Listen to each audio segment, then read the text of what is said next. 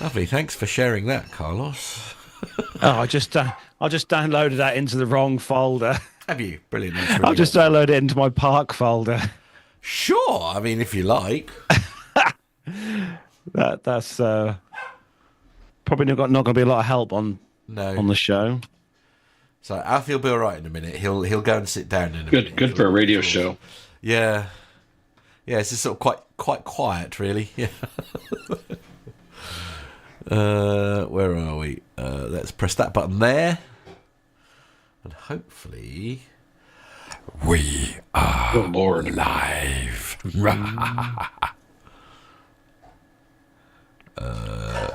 Good evening, everyone.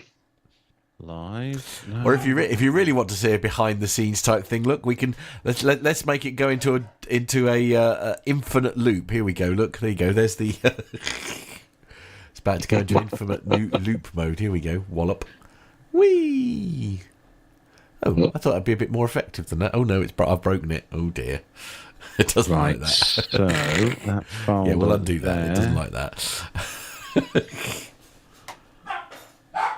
Oh, shut up, Alfie. What you like?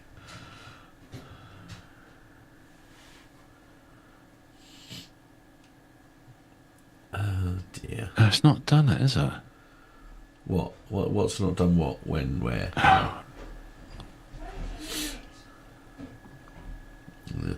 Dog's getting very impatient because he's been outside. Therefore, that's why. he's entitled to a. You've done it as an MP3, not as a. Yes. Yeah. But a conversation for perhaps another time. But I would like to hope that you are not ripping tunes and playing them on the radio, Carlos. No, not at all. Excellent. Because if you are, don't.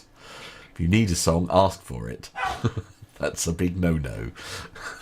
Right, if you look now, Right, that okay. should hopefully. Where are we? Right, what am I doing? Is it first Oh, it's in story? there. Good. First story? C1. C1, okay, right, okay. Right. Just... I have written the intro. excellent. Merci. Thank you, Nev. Legend.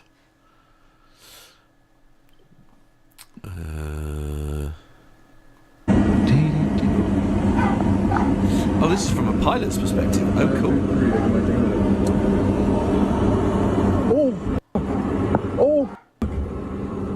Oh, no. Oh, that's... Oh, wow. You've seen this Oh, wow. Oh, wow. That's a very unique perspective, isn't it? How long do you fly the CRJ for, John? Total about 10, 11 years. All right. Oh, wow, okay. You've got a bit of experience in them, then? Yeah. Couple hours. Couple of hours. Yeah, got a couple of hours. Very Yeah, I can be a geek, I'll tell you here in a minute. Lovely. Lovely. Let's see here. How's the vehicle going, Mr. Bowen? Still enjoying the Yes, I am. Ford? It's been fixed, and there's no more rattling from the exhaust. But Good. the door has developed a rattle, which is a common fault on this car. So I shall be out there with my gaffer tape tomorrow. Gaffer tape? And WD-40 to fix it, which is a very good fix apparently. So I'm going Oh, to is do it? that. Okay. I mean, presumably there is some form of warranty involved. There is, but I really can't be bothered to go back to the Ford dealer again. Right. Because it's one of those, well, they all do that, mate, or, well, we've never heard that before, and yet all the forums are full of it. Right. You know. Even though it's like, well, I don't really see. My take on this would be like, well, I don't really care if you've not seen it. Well, it shouldn't be doing it. No, but it is a 40-mile round-trip drive. Okay, yeah, that's and when you're a retired pensioner like I am, here we go. you can't afford the fuel to do that sort of thing. Here we go. Oh dear, he's paying the poverty card early doors, isn't he? I'm getting in early. Yeah. Certainly. Yes. Oh my. So, yeah. But anyway, apart from that, it's all right. Yeah. Lovely. Oh, good. Sounds like the bleeding banks around here. You've got you can't just go to a bank now. You've got to go 20 miles to get to go into an actual bank. Well, our closest ones would probably be in Norwich, wouldn't they? Actual branches, I think, is very actual branches. Is a thing from the past, Carlos. I think you need to let go of them. We still have got the big ones in Norwich, haven't we? Yeah. Yes, but I mean everything. I mean, for a number of, I mean, I fully accept there are scenarios where people need banks. I get that, but I mean, it's been the computer says yes or no for a number of years anyway.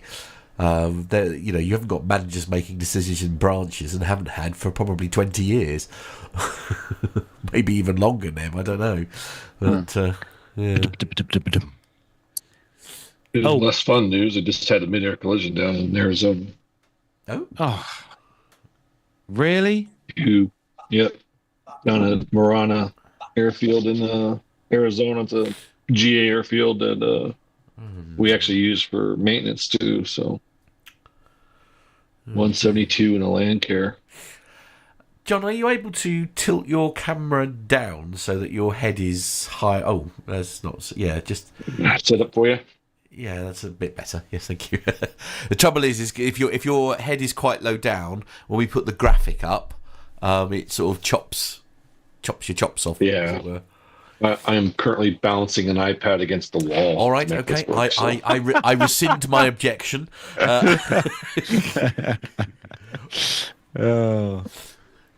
Amazon is your friend, John. Oh, I'm thinking about buying one of these stand things because I have an iPad balanced on the plastic sign that talks about the Wi-Fi connection. Ooh. Balanced against the wall. I get the better angle, so you're not looking totally up my nose. I mean, I mean, grateful, obviously. How are we doing for time? Oh, I need to figure out what Armando showed me something pretty good, so I'm gonna try that.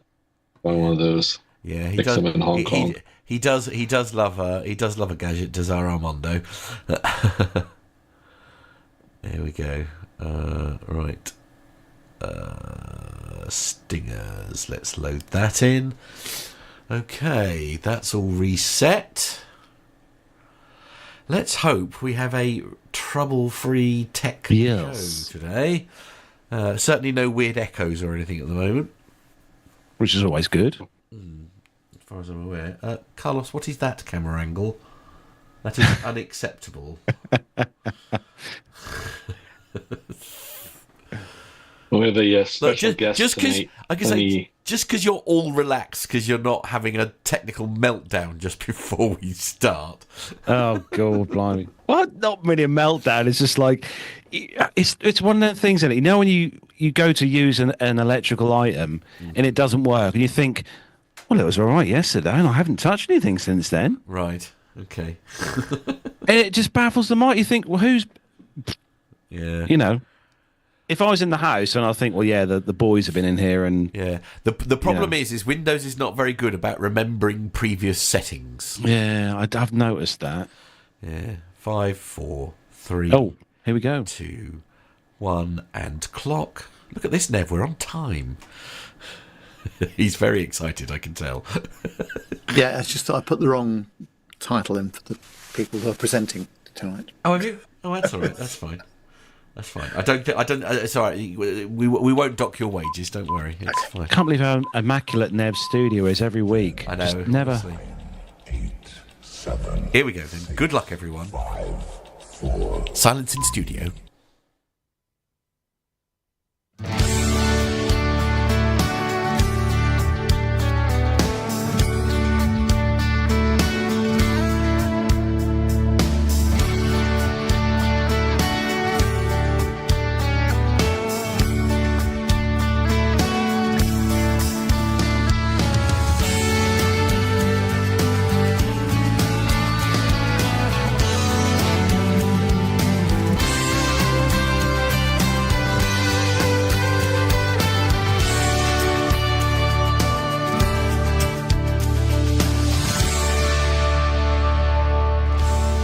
Well, hello and welcome to episode 539 of the Plane Talking UK podcast. I am Carlos, and in this week's show we discuss the incident involving the CRJ 900 at Toronto Pearson Airport, the case of an airline crew being investigated for opening an emergency exit and posing for photos on the plane's wing. And Airbus are to delay their new freighter as A350 freighter problems linger. In the military news this week, Boeing has officially unveiled the first of the new P-8 Poseidon patrol aircraft for the German Navy, and we discuss the DARPA Large Hypersonic Bomber prototype project. So joining me this week, he's back across over in the glorious village of Bungay here in Suffolk. It is a town. You say that every week. It's a town. Town, village, city. Dear me. Honestly. With the amount of traffic that goes on this road behind me here, I think it's a blooming city every Well, quite week. absolutely. Definitely not a village. That's all I'm saying. Anyway, yes, hello. I'm here. Did you miss me last week? I don't know, Matt. I don't know, Matt. I don't know, Matt. I don't know, Matt. Did we? Oh, see what you did. Oh, that's very clever. Well done. Yeah, that's quite quick for you. I'll give you that. Yeah. Yeah. Well done. Yeah. A polite ripple of applause to everyone, I think, there. Thank you, Carlos. It's very good. Very good. Oh, thanks for saving the day last week, Matt. Yeah, it's all right. It's fine. I wasn't enjoying dinner or anything. Don't worry about it. We're starting to tally up now how many shows each week that you save. So you save P2K, you save Park Radio on a regular basis. Hourly basis. I don't know where else we can, are there other sort of things that you do that we don't hear about? I think, in my defence, Carlos, I think I've got quite enough on my plate. I think, it's just like, yeah, absolutely. Perhaps you could save America and become president, Matt. I'm staying well away from that. Okay. Abort, everyone. Abort. And joining us back this week from his epic travels up north with BA is, of course, Neville Bounds. Yes, here I am again. And got a new shirt as well. Oh, very good. People that are interested in that sort of thing. That's very bold, Mr. Bounds. You've given the risk of strobing, I mean, you of all people. Well, I know. I know. We've just about got away with it, possibly. Very good. It's all about the key. The lighting is key when it comes to a check shirt. Should have picked a green shirt, Nev. Right. Yes. Okay. Yes. Yeah, that'll help. But no, I had a quick visit to Edinburgh yesterday. Just a quick trip there and back. How long were you there for, Mr. Bounds? 2.5 hours. What? Yes. Okay, that begs the question. I have to ask a question now, and I'm really sorry. For those of you who missed it last week. Oh, right. Oh, okay. Well, I wasn't here last week. I know. As the chat room is very aware, it seems. In fact, actually, Darren says Matt must be here. All is working. Yes, we started on Thanks, time. Darren. Oh, they're so lovely, aren't they? Mr. Bounds, what on earth were you doing? Why were you only in Edinburgh for 2 hours? Yeah, I just need to get over the line to get my BA Gold card for another year, which and if that finishes at the end of March, it gets reset. So, and I've got a Finnair flight coming up on Friday, which also gives me some tier points as well. So I had to do that, but it was not without incident, of course, as you can imagine. Maybe are we going to do that now, or are we going? Or we could talk about that later on if you want. Okay, all right, yeah, that's fine. Yeah. So no, apart from that, it was all good. Thank you. Very excellent. Good. Well, good to have you back as always. I have a follow-up question. Sorry, it's all about me. It's just, you see, I escaped for 1 week and now I have questions. So, what's the plan, Nev? I mean, is it because obviously you've got gold tier? That's probably unachievable during retirement. But are you going to see if you can? It's the new under the new system. It's unachievable if you are working normally. Oh, I see. Oh, right. Okay. Right. But no, the way that they calculate their year at the end of March, it gives me gold for another year, basically. But as we've said before, the whole system is really, it's supposed to be for our benefit, but that's just not the case at all. Okay. And it'll be interesting to see what the revenue figures are for the airline in probably a year or 18 months' time. Okay. Story, actually. Is it? I mean, is bronze achievable? Oh, probably, yeah. But with very little benefit. I mean, as I said, the only thing I've noticed in previous situations is gold and silver are quite good if something goes wrong down route or the aircraft goes tech or something like that. You seem to get priority handling from that point of view. But no, there's a whole raft of forums and complaints about the whole new system as well. And I think they will end up having to change it probably at some point, but they'll have to go through the pain of it first of all, I think. Indeed. In the next couple of years. I've got a comment there from Darren Smith. I'd like you to try and pop up if you can, please, Mr. Pounds. Yeah, let's have a look. If I can do that. I'll read it. It's the one above Carlos's. Essentially, it says Nev will be going for Ryanair Gold tier next. Oh dear. No, okay. He's not putting it up under protest. I know what it's like. It's absolutely not. Just to let you know, my vMix thing is not working for some reason. Oh, is it? I don't okay. know. I'll see if I can. It's not. No, it's not working. He's right. He's right. Bear with. The thing is there, but it's not got anything in it. Is that correct, Mr. Pound? Yes. Yes. Correct. Okay. Leave it with me. Chat amongst yourselves. So Andy and Nick are both missing this week. Andy is very busy working, as well as Nick as well. So Andy and Nick are missing this week, but hopefully we'll get them back next week on the show. But we have got our resident super sub who's joining us this week on the show. He's back again, our Queen of the Skies cargo pilot, who probably, with the amount of air miles that he does in the week, is probably gold, platinum, I don't know, palladium tier. John? Palladium? What on earth are you on? Ohio gozaimasu from Narita, Japan. And yeah, I'm gold on KLM already this year, and I think I'm gold, well, equivalent to gold or something like that on JetBlue, and I think I'm only silver on the United, so not too bad. Surviving. But so short John over here to Narita yesterday, so thought I'd join you all since it's about the time I woke up yesterday, or 2 days ago, calendar-wise now. I was going to say, how is Narita? How is Japan? Much warmer than Chicago. Chicago was absolutely frigid. I think when I left, it was minus 18 Celsius with a wind chill around minus 27, which is just painful. Wow. And painful is about it. And we got here and it was above freezing and sunny, so can't complain. It was a pretty nice flight across and a great crew. And I immediately crashed and slept, and then woke up this morning about 2:00 and had some fried chicken for breakfast, and got my beer, so I'm ready for the show. Wow, that's a way to start a day. We should all start our day like that. Work with what you got. So Nev, obviously, as we said at the top of the show, has been on his travels over the last few days, and we haven't had his special segment on the show for a while. So just for a change this week, he's back with his segment. I think this week, Nev, you have got some rather large gripes about a certain experience that you've had when it comes to other passengers. Attention, this is the final call for British Airways Flight 475. Paging for passenger Mr. Neville Mounts. Your seat 1A is waiting for you. Well, of course, the flying bit is pretty straightforward, but as always, it's the bit, before and after. And when I was in the lounge at Edinburgh Airport yesterday, there was 4 quite vocal gentlemen, probably older than me, I would say, actually, definitely, probably 65, something like that. And they were already 3 beers in before I got there. And they were going to take a flight to Doha, connecting through to Hong Kong.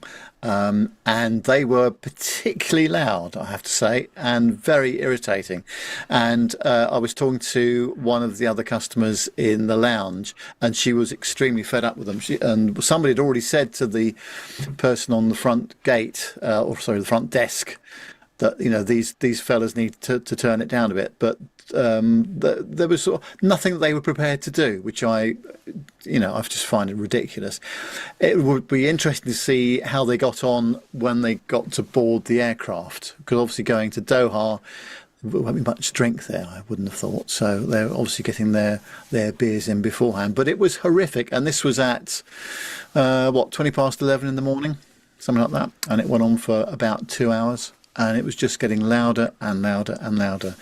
And the fact that the people on the desk feel unempowered to deal with it, even if they can't deal it with themselves, just have a word with the local security folks outside, I would have thought. But yeah, and they were also of a certain specification, shall we say, that you'd like them in your rugby team, but you wouldn't want to have an argument with them. These fellas were particularly obnoxious, I have to say. So if the lady is watching that I spoke to, because I gave her one of my cards to say, oh, by the way, I'm involved with an aviation podcast, and this sort of thing just gives us more content to talk about. And she said she might try and tune in. So, but she was on her way to Doha and Hong Kong, so they would have been on her flight. So let's just hope they were nowhere near where she was sitting, because it was just horrific. Ouch.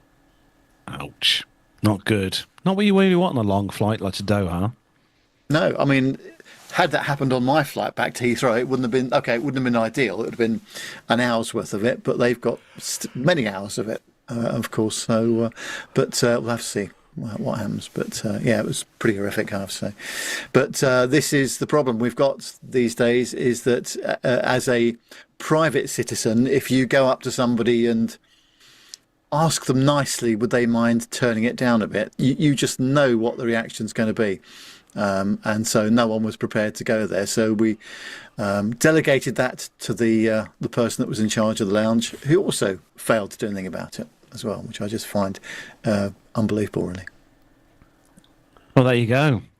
Don't upset Nev in the future if you're listening. Duly noted. Duly noted. Right, let's say a big hello to everyone who's joined us in the YouTube chat room this evening. Going to look at the names. Top of the list, Mazeus this week. Hello to you. We've got Richard Adams as well in there. Likes the easy backdrop there. That's our good friend Dan's aircraft there at Seething. Hello to Tanya as well. Good to see you. Sturman. Hello, Sturman. Well, me and Matt will be seeing you soon. David Corston, also hello to you. Good to see you in there. Richard E. Flagg as well. Good evening to you. Some awesome pictures on your site this week, Richard. So well done for those. John Jester's in there as well from Arizona. Hello to you, John. Good to see you in there.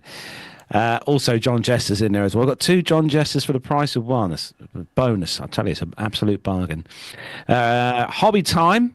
Good evening. And Darren Smith as well. Darren, we've got a special Retro Airline ad of the week coming up later, especially for you, as chosen by you.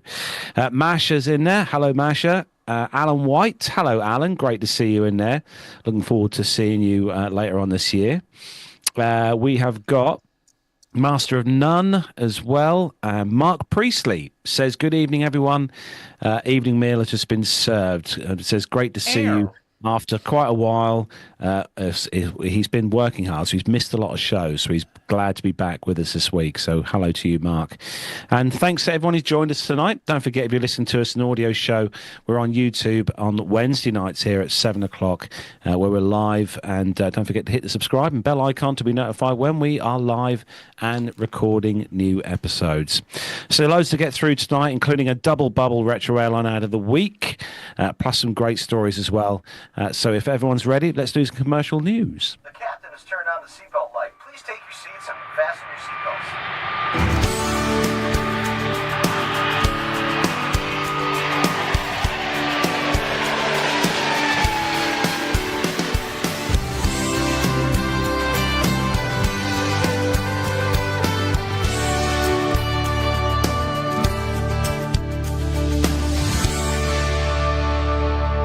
And the first story this week, looking forward to some feedback from John on this. it was well dominated the news this week, and it was the what is from 1mileatatime.com. This is from, and the Delta Connection CRJ 900 that crash landed in Toronto. The accident happened on the 17th of February. Involved a Delta Airlines flight DL 4819 operating the 1 hour and 26-minute flight from Minneapolis to Toronto. The flight was operated by Endeavour Air, which is a wholly owned subsidiary of Delta and is part of the carrier's Delta Connection fleet. The aircraft in question was a 16-year-old Bombardier CRJ 900, registration November 932 X-ray Juliet. There are a total of 80 people on board, including 4 crew members and 76 passengers. The accident happened on landing as weather conditions in Toronto weren't great at the time, with winds of around 28 knots, gusting up to 33 knots. And when the plane came into land at 2:13 p.m. on runway 23, it somehow flipped over and came to a stop upside down, at which point an evacuation was called. Initial reports suggested that there were no fatalities, though several passengers with injuries were transported to area hospitals. As a result of the accident, Toronto Pearson International Airport was closed for quite some time, and the Transportation Safety Board of Canada will be leading an investigation into the incident, though the United States National Transportation Safety Board will also be assisting as well. So far, Delta CEO Ed Bastian has simply issued the following statement in regards to the incident. He said, "The hearts of the entire global Delta family are with those affected by today's incident," he said at Toronto Pearson International Airport. "I want to express my thanks to the many Delta and Endeavour team members and first responders on site. We're working to confirm the details, and we'll share the most current information on the news and .delta.com as soon as it becomes available. In the meantime, please take care and stay safe," he said. So we've got a few pictures. I think, Matt, you've got some pictures. You've also got the video as well, which was shot from, I think it was an aircraft that was a holding point of the runway that watched the aircraft land. So I don't know if you want to run that VT, Matt.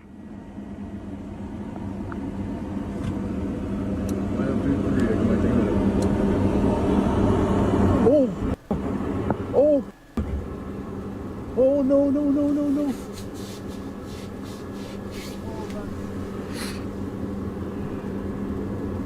Tower, you're seeing this airplane Gosh. crash into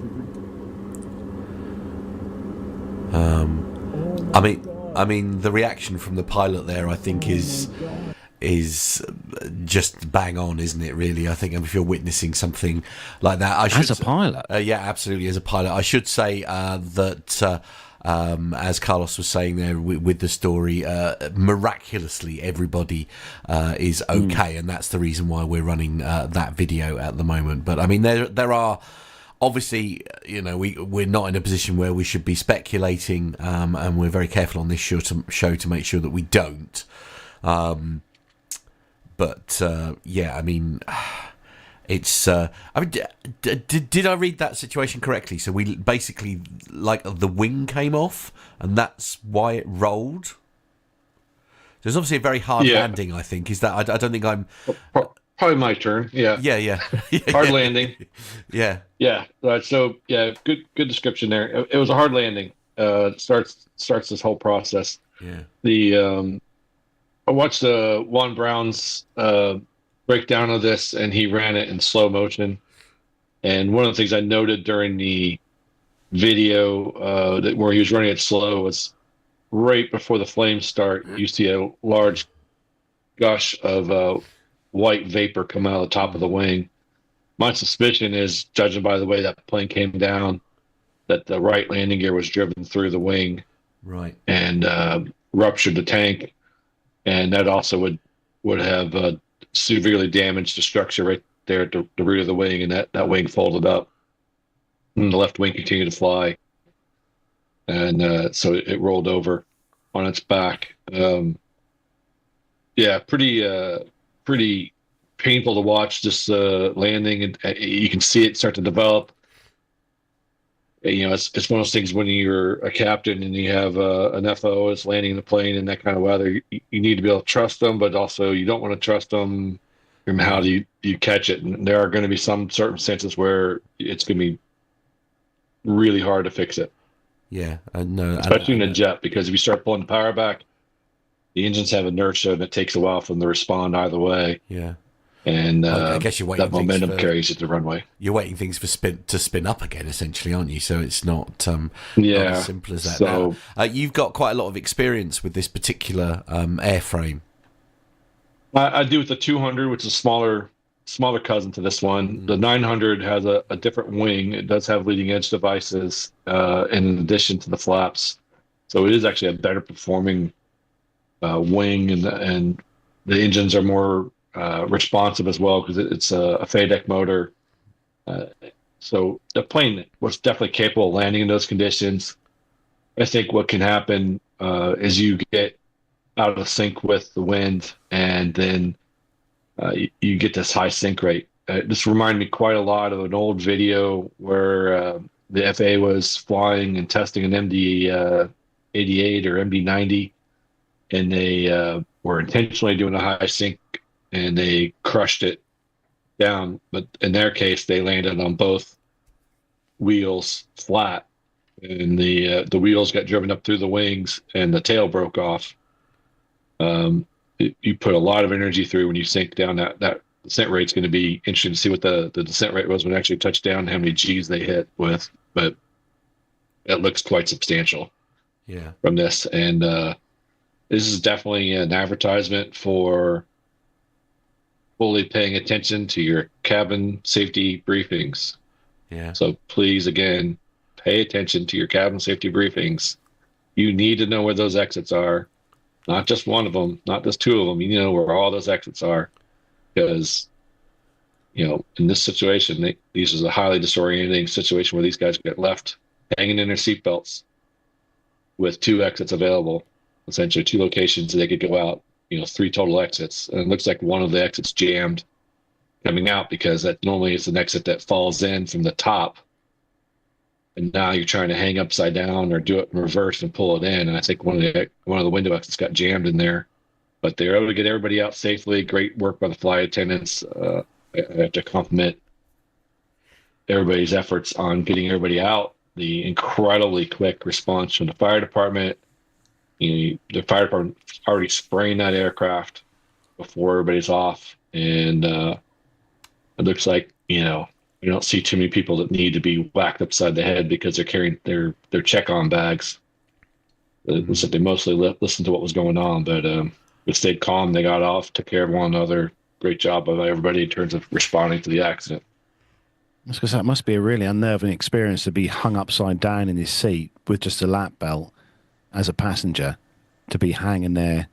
Oh, it's anybody. I mean, I've thought about it a few times in my past, especially you watch the helicopter dunk tank training when they dunk them in the water and hang them upside down, and at least there you're not falling to the ground. Here they got to let go and try and catch themselves or figure a way to hold on and flip themselves so not hit their head. So really, makes you think. I mean, the only sort of scenario I can think of from my own personal experience like that was, I'm sorry to say, was Carlos's lovely van, where I was literally hanging upside down in. Oh yes, yeah, that one. And the only reason I was hurt was not because of the actual incident, believe it or not, but it was when I released my seatbelt and basically went from the seat and hit the windscreen, because I sort of fell, a little way, and that was a very short distance, if you like, from where I was being suspended upside down. Admittedly, it was a 3-pointer rather than a lap belt, but obviously, there's probably quite mind you, I suppose you've got the bins and stuff there. I mean, there's all sorts of things that you could have, broken legs and all sorts, I suppose, because you've got to sort of get out of the seat and stuff, isn't it? And you are going to be suspended upside down. It is genuinely a miracle that nobody was seriously hurt. I say Richard Adams makes a good point in the chat room. Says that no ceiling lights pointing to exits like there are on the floor, he assumes. Yeah. Never noticed any before. That's true, actually, because you do have the lights on the floor that guide you to the exits. And I assume that most airliners don't have those sorts of lights on the ceiling to guide you to an exit, I suppose. Well, you have the exit sign, but the exit sign would be upside down on the floor. Yeah. Now the floor should be kicking it, but yeah. Yeah, and the other thing is, like, there's no squishy bits on the ceiling. Yeah. The seats are at least somewhat squishy Yeah. and designed to give way. And in this case, everything's hard. So Yeah, exactly. It's Wow. yeah, it is. I mean, it is astounding, isn't it? There's no two ways about it. Absolutely astounding that we've got a situation here where everybody got out, and I think that, as you say, that's a testament to the crew, and for once, the passengers doing as they're told. I suspect. I think the last report I heard, Matt, on the news was that I think all the passengers bar one had been released from the hospital. Yes, yeah, that's what that was this morning. I heard that. Yeah. There's all bar one, which, as I say, is astounding, absolutely astounding. Yeah. I mean, this is a sort of very random one here. It's going slightly off topic though, but I mean, Nev, have you ever been? Have you had any form of? Because you've done quite a lot of flying, probably more so than well, maybe not John. I mean, John's obviously an anomaly on this one, but yeah, I mean, have you had any form of like incident or emergency as part of any flight you've been involved in? No, nothing that wasn't. I mean, I had a diversion once. Right. We had an aircraft that didn't pressurize, so we didn't actually lose pressurization because we couldn't get above flight level 80, so the crew decided to come back. Yeah. We had a 747 that lost a hydraulic system over the Atlantic on the way back. We were just met by the fire department at Heathrow. I mean, because I think, as John knows, losing one hydraulic system on a 74 is probably not a massive issue. Not a massive event. Yeah. The thing I would say, though, is that the way... Now, I do realise that the press just want all the information about everything seconds after the incident's happened, and they're not going to get that. However, I think the way... I'm sorry to say that the Canadian Transportation Board handled the press conference was absolutely horrific. In some instances, they gave no information at all, and they said... It's part of an active investigation, therefore we can't talk about it. That's absolutely fine, I get that. But then there was quick fire questions coming from the journos who were going, in one instance, you can play it back, they said, was there any crosswind involved? And the person answering the question said, no, absolutely no crosswind. And as it's turned out, the METAR said that it was landing on runway 23. It was 280, 28 knots, gusting 35. Now, that's not a massive crosswind component and perfectly within people's limits for the most part, I would imagine. But don't start, answering questions that aren't actually true. So I think that they could have... I don't know how they were very ill prepared for it, I would say. Now, you're never prepared for any aircraft accident, but I was hoping that they might have done a bit more media training before they actually, as part of their regular job. There was definitely a bit of a lack of that, I thought. That said, if you're being hit with quick fire questions by journalists who frankly don't know any more than you do, it's very tempting to blurt out something incorrect.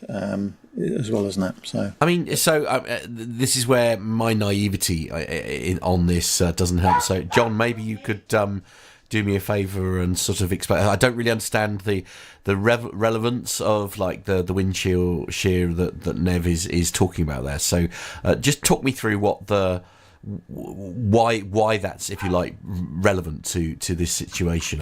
We're talking strong winds here, I assume. Yeah, these strong winds, 28 gusts and 35 is a legit wind to deal with. The winds were approximately 40 degrees off the center line heading. So they had a right crosswind. They would have to make adjustments for it. And the gusts, which you do generally is you create an additive based on the gust level. So, the gust is a 10 knot difference between the steady state wind and the max wind. You add 10 knots.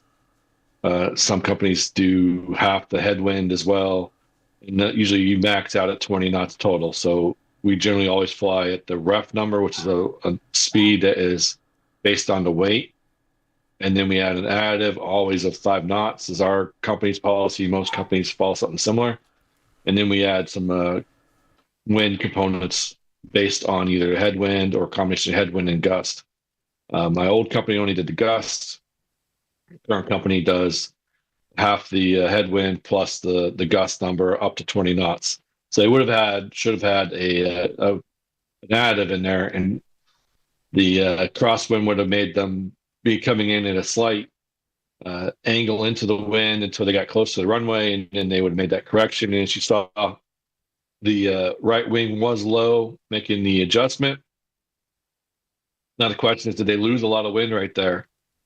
And I'm having a hard time remembering what the terrain is around that, but I thought 2-3 was relatively open to the right side of the runway, so I don't think that they had any kind of problems with the wind being blocked by buildings, that large buildings, large hangars. But it has been a couple years since I've been in Toronto, so I'm not for sure on that. And that's something we do see at some airports where the wind can suddenly drop off because of buildings, trees, and then that's why you have that additive so that you can continue to fly. You don't get that sink because you've lost performance because the wind's dropped off over it and you've lost your airspeed. But that should have been taken care of. It's unfortunate that briefing, they said that. I think that they had good bad press briefing techniques, not being comfortable with the information or not really paying attention to what they're saying. TSB did do a very good video release. If you want to look on YouTube, they did have a very good video release where the person is literally standing in front of the aircraft and gives a very good summary of what they had there with the CVR, FDR being removed. I think what we'll see is a couple more press release information, and this will be a relatively quiet investigation because the Transportation Safety Board tends to work in more closed door environment. They only invite people on to the investigation as they will. I think that they've already talked about who's going to be involved, and then they'll release some information probably fairly quickly. They'll be able to get the read out of everything because it's a Canadair. That plane was built there in Montreal, so they know how to do everything there. So, but I'm sort of focusing on this wind shear number. Was that number something that one would normally be concerned about? I guess is the question I'm asking. Well, I would have paid attention to it. I would not have stressed over it. Right. Certainly not when I was flying the RJ. But I was looking up as we were talking about earlier. I got like well over 7,000 hours in the airplane. So I was very comfortable in it. Same in 7.4 now. I don't think I'd really stress over it too much. But if there was a newer FO, they might be paying more attention to it. But it's definitely well within the capabilities of the airplane. Had they applied appropriate adjustments for the wind, and they're staying up on it, and making sure their energy state was proper. I don't think it was a major issue, or shouldn't have been a major issue. It's definitely a contributing factor, but pilot technique might be more where they go down that path to see where things went wrong, or is something else gone wrong. Was there an engine failure? I mean, we don't know anything yet at this point. Indeed. And we await with bated breath the release of the information about what the cause of the incident was. It's going to be an interesting read, I think. Right. Let's move on to the next story, Matt. Actually, but yes, absolutely. While we do that, actually, we're talking just as the show started. We've had some breaking news, haven't we? That was being mentioned just as the show was starting, and it was details of I think, John, you'd stumbled across it, hadn't you? Actually, where actually got the information from Arizona, from the other side of the gesture equation. My mom texted me from my dad there that there was a mid-air collision of two general aviation aircraft in Marana, Arizona, apparently with fatalities. That occurred. And Marana is a uncontrolled airfield. It's also one of the boneyards for a lot of jets, and they do heavy maintenance there. But it appears that a Cessna and a Landcare came together and crashed with apparently two fatalities and 4 people total on board the 2 aircraft. Yeah, well, I'll just cover it very quickly. Producer John has popped this in our group chat while we were on air, saying that at least 2 people are dead after 2 planes crashed near a southern Arizona airport on Wednesday morning. So that's this morning. The Moran Police Department responded to the scene of an aircraft crash at Marana Regional Airport, as John was saying there, around 8:30 a.m. Near Avra Valley and Sandarino Roads. Is that correct? Yeah, after just west of Interstate 10. Not really any other information other than the NTSB newsroom reporting that one. Actually, I mean, I think Carlos, you were saying in our group chat, weren't you? I mean, it's not been a good start to the year, has it? I think. Yeah, there's been a lot of people talking on social media. I've noticed on X and some on Instagram as well, just commenting that this year, 2025, is really just not started all that great. I mean, what do you think there in regards to all the incidents and stuff that's happened over the last kind of month and a half? Yeah, I mean, it's unfortunate, isn't it? And I mean, let's just hope that we don't have a situation where 2025 becomes a very difficult year, because we've had both GA and commercial aviation talked about so far. But fingers crossed. And I have to say, and I realise this is probably not a very popular thing for me to say, but the number of professional pilots and people that we might know on some of the social medias who have said, right, well, I'm a professional pilot, so I'm not going to speculate about this accident. And then they go on to speculate about the accident, which I just find interesting and a bit inconsistent. Now, we've tried really hard not to do any of that, and I hope we've succeeded. But we've obviously got John, who's flown the 200 series for many hours as well, which has been very, very useful indeed. But I think you've just got to wait for the inquiry to conclude, or if there's going to be a preliminary statement about it, perhaps in a couple of weeks' time, there might be that, and then they'll have a final inquiry or final report later on.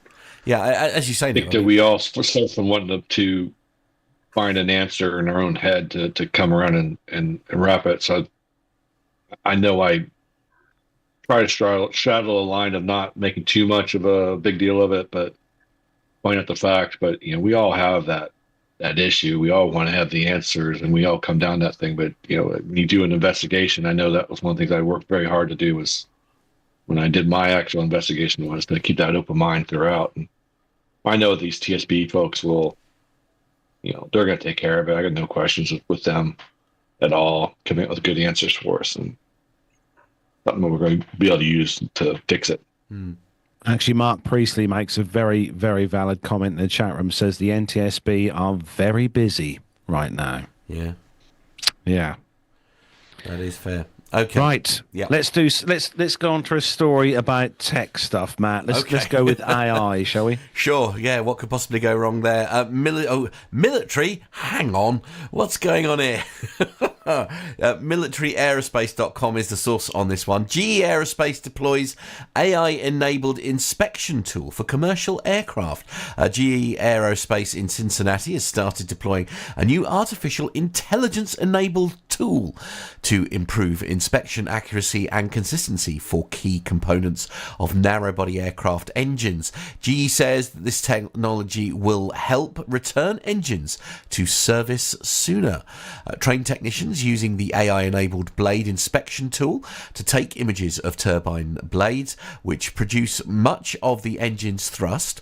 The AI then guides technicians in selecting which images to review, providing more consistency to spot issues sooner and cutting inspection times in half. Innovation is at the core of our work and remains key in keeping engines operating safely and reliably, said Nicole Jenkins, GE Aerospace's Chief Maintenance, Repair and Overhaul Engineer. More consistent and accurate inspections will help keep these blades healthy and the engine reliable. The AI-enabled tool is being received by over over a dozen GE Aerospace MRO facilities and customers who also service the CFM LEAP engine. The same tool has been used on the Gen X wide-body aircraft engine for around 3 years. It has cut blade inspection times in half while improving inspection accuracy compared to standard borescope inspections. GE and Waygate Inc. development agreement to advance inspection solutions for commercial aviation engines. AI used the sorry, I've just realised that little paragraph there wasn't relevant to the story. I do apologise. AI used the right way is proving to be a powerful tool in our work. The deployment of the AI-enabled tool is part of GE Aerospace's ongoing efforts to support customers while maintaining its focus on aviation safety. The company announced in 2024 that it is investing more than $1 billion in its MRO shops during the next 5 years. For more than a decade, Geo Aerospace has been integrating AI across its operations and is one of the top AI patent holders in the aviation industry. Today, its employees use AI to aid work, from engine monitoring and part inspections to delivering insights that enable predictive maintenance measures. The company AI use guidelines to emphasize the importance of human oversight, data integrity and transparency to ensure AI is used appropriately. Do you know, I hear a lot of things online about AI and how marvellous it is and people love AI, but then I do read a lot of things that people moan like hell about AI. And I think to myself with this story, Matt, AI inspecting turbine blades from engines. So I think I think that's not necessarily quite right. I think in this scenario, essentially, AI is being used as a way of processing the data to highlight the areas which need further investigation. I think that's probably the best way to describe it. We have a system at work that's currently being trialled where it's essentially listening to all the calls and then we'll pick out bits that it thinks are of concern to then be investigated by a human. And this is a similar scenario, if you see what I mean. AI is, I think the human is still taking the images and doing all the filming and the videoing and inspecting of the engine. It's just that AI is being used, if you like, to speed up the process of looking for anomalies. I don't think in this scenario people need to be worrying about jobs or anything at this point. I think it is merely being used as a tool to sort of like speed up the process, if you see what I mean, to get to the bottom of it. So yeah, it's a bit of a funny one. Richard Adams is saying image analysis is one of the few tasks that AI is extremely good for, and yeah, absolutely. Both audio and video, it is very good at sort of spotting anomalies or things that need to be investigated further. It's essentially it's comparing the image, isn't it? So it's in its matrix, if you like, it's got an image of what one should look like, and then it will compare that with what it's looking at and highlight any issues. The same way, as I say, the system that I'm talking about for us is where it's listening to, it's listening to the call, it's trying to recognise the various bits and pieces, and if we think something's gone wrong at some point during it, then it will highlight it for it to be investigated. And 9 times out of 10, you're probably going to look at it and say, oh no, that's fine, because when the human looks at it, it's saying, oh no, that's fine, you don't need to worry about it. But yeah, it is. We're okay then, we'll survive. Yeah, I think so.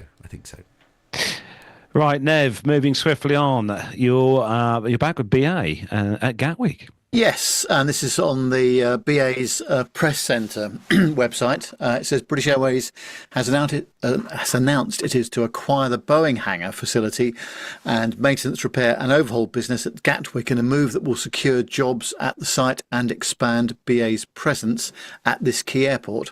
It will ultimately benefit BA customers by bringing additional skills, expertise and facilities into the business, which will help to support the BA operation. The transaction sees the airline create a new wholly owned engineering subsidiary called British Airways Engineering Gatwick, which will join BA's existing engineering operations in South Wales and Glasgow.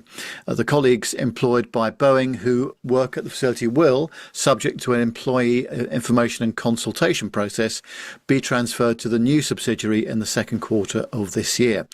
This is a significant investment for BA and forms part of the airline's strategy to expand its engineering operation.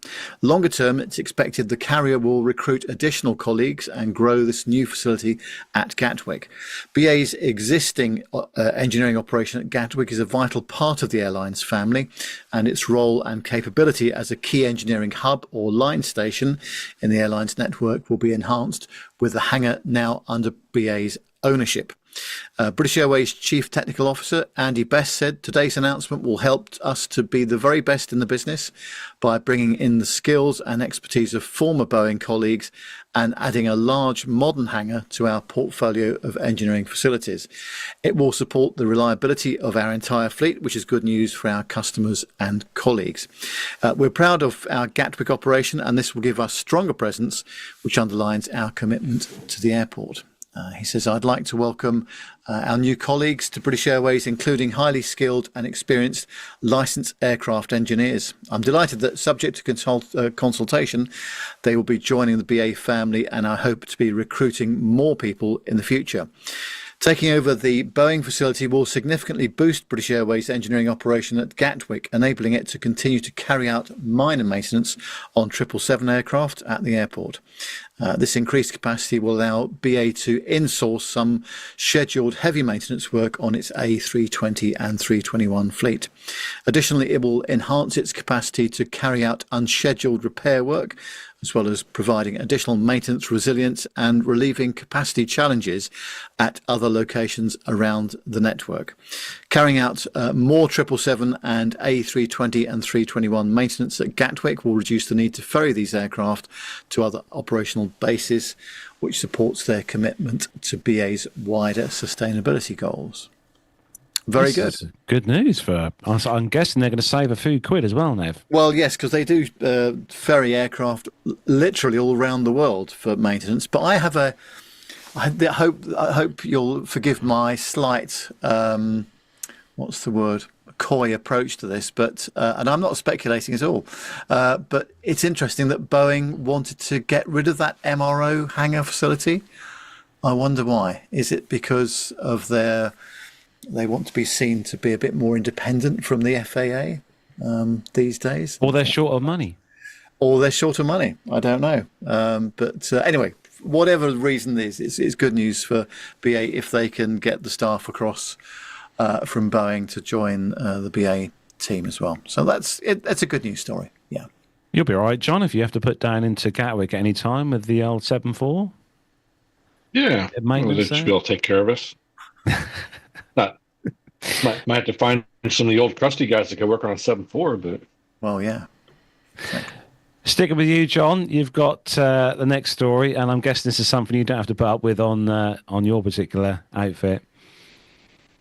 Yeah, I don't know if we'd be doing what they're doing, but this comes from the mirror.co.uk. Airline crew investigated for opening emergency exit and posing for photos on plane wing. An airline has said it will investigate a number of its staff after opening an emergency exit and posed for photos on the plane wing. The incident happened while Eastar jet flight 703 was delayed by more than an hour. The delay was due to over 4 centimeters of snow, temporarily closing the runway. Images taken from afar show how 3 uniformed stewardesses climbed onto the left wing of the Boeing 737 to pose for pictures. The scenes unfolded on Wednesday, 12 February morning at Cheongju International Airport, South Korea. The flight was destined for Jeju, as reported by Need to Know. Because Cheongju Airport is designated as a military facility, photography and videography are strictly prohibited. Offenders face up to 3 years in prison or fines up to 30 million Korean won.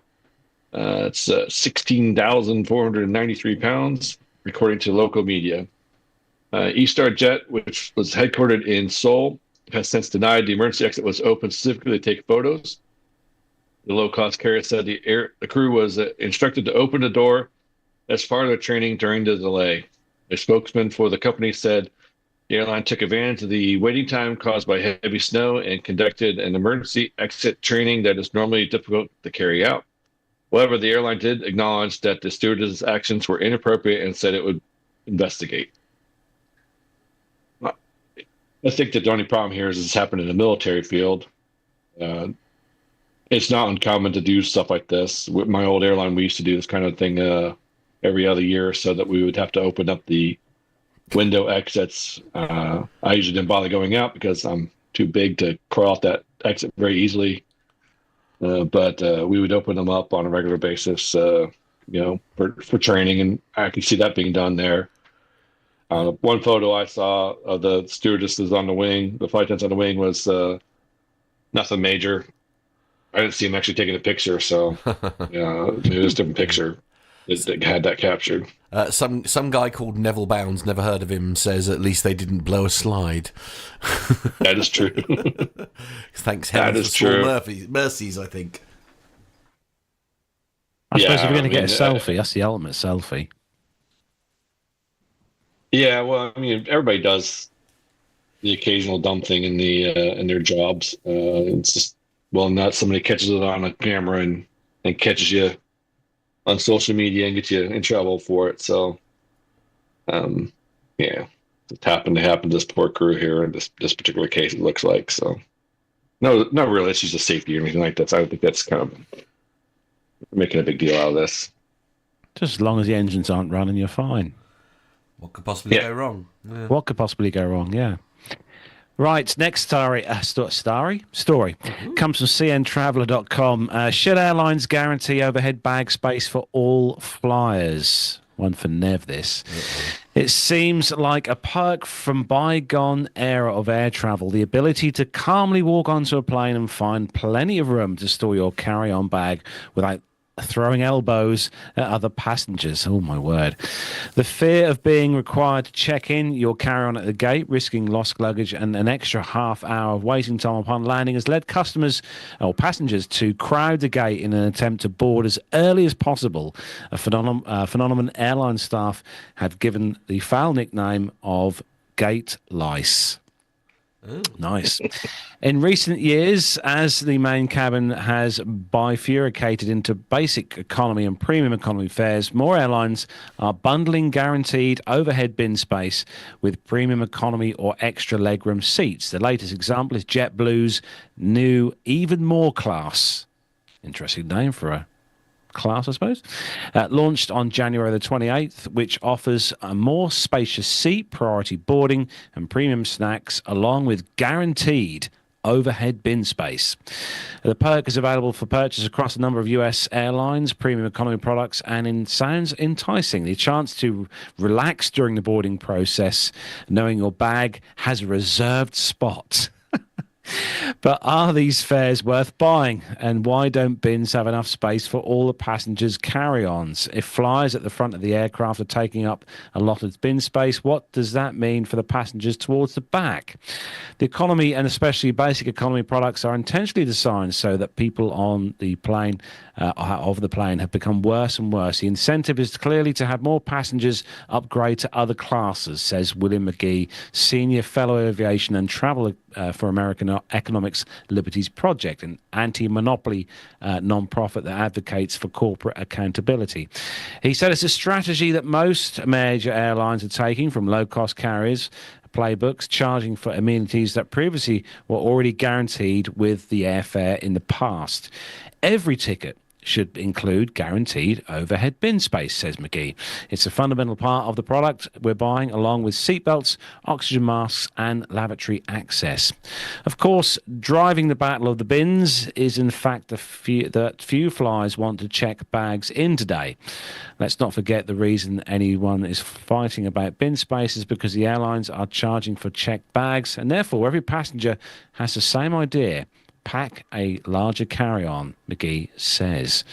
Now, I know that when you book a Ryanair fare, you do have the choice, and I know Ryanair is an all-economy airline, but you do have that choice when you book a ticket to either book a completely and completely cheap ticket, which just allows you to take essentially a laptop bag and put in this under the seat in front of you. Or the next step up is to have that carry-on bag plus a small kind of wheeled suitcase that you can put in the overhead bin. So you do have the choice when you book the process like that, and then the tickets obviously go on from there. But Nev, what's been obviously what you're normally on the aircraft first, so you generally don't have to have the issue with this. But I think it's on the 320s, Nev, the first bin is normally taken up by cruise stuff and kind of other bits and pieces. Yeah, so sometimes it is, but also I think the gate staff need to go on a course about aircraft size. The reason I mention this is because on yesterday's flight up to Edinburgh, they were checking you were told that if you were Group 4 or greater, you as a mandatory thing, you had to check in your hand luggage because they were operating one of the smallest aircrafts on this route, which was an A321neo. That is not a small aircraft. It's the largest aircraft they operate on that route. But I think the airlines have brought this upon themselves in that in some instances the ground handling leaves a bit to be desired in terms of how quick you're going to get your luggage off the aircraft. In other instances, they persuaded us to not check in a bag because they're going to charge you extra for it. And just looking at yesterday's flights, the sort of things that people were bringing onto the flight was unbelievable. And they make such a mess of it and this is, I must say that I did enjoy the Lufthansa experience some years ago where they boarded the aircraft from the rear, and I think they were boarding window seats first, then middle, then aisle. And that seemed to work really well. But unfortunately, you've got entitled idiots like me in 1 Alpha getting on the aircraft first and jamming up the whole thing because I've got, the kitchen sink with me. I haven't, but you know what I'm trying to say. But yeah, so I don't know. I mean, just boarding the aircraft is still a problem in the United Kingdom. I don't know whether it's like that anywhere else in the world. John? It's gotten worse and worse over the years, and there are multiple things going on. The choices of these new aircraft, where BA comes to mind, I've been on their Neos, where they have chosen to put the old tiny bins in there when they have brand new humongous bins available to be used on the aircraft. You ride on a JetBlue 321 versus a BA 321, light years difference. I can put my bag up there, and I carry a big 22-inch bag, and I can put it up on its end into the bin, and everybody can put their bags on board. I'm usually putting my smaller bag up there. And then the other thing is the seats have all kinds of stuff below them. You have all the entertainment systems, the power systems, the life vest, everything. All those pouches are down there. And even my small bag I use as my flight kit bag, half the time it goes in, half the time it doesn't go in there because there's some random junk down there. It's blocking it up. And then they've created 9 boarding groups plus the special people groups. So the gate lice is just it seems to be increasing every year. It's just a joke. Sometimes you'll see 80 people standing up in front of the gate before they even started boarding, and most of them are Zone 7, Zone 8 boarders. And then you're just trying to get up there to get on the plane, because you're up front and you can't even get on the plane, can't get to the gate. So, and everybody complains about there's no room because they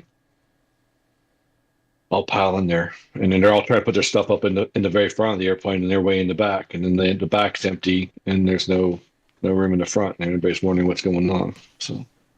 And this is why you're a pilot, John. You don't have to worry about this. You just go through the door, turn left, through your door. Yeah.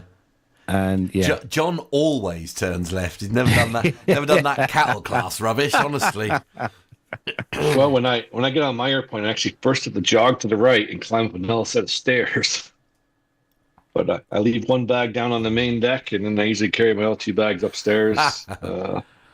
Love that. Yeah, I toss one behind the seats, and then I go get my spot after I get the coffee going, and we're good to go for the flight. So Love that. much better that way. that's the life. Love that.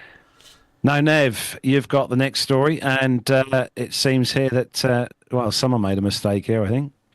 Yes, taking enough fuel for your flight, always important. It's on the flightglobal.com website.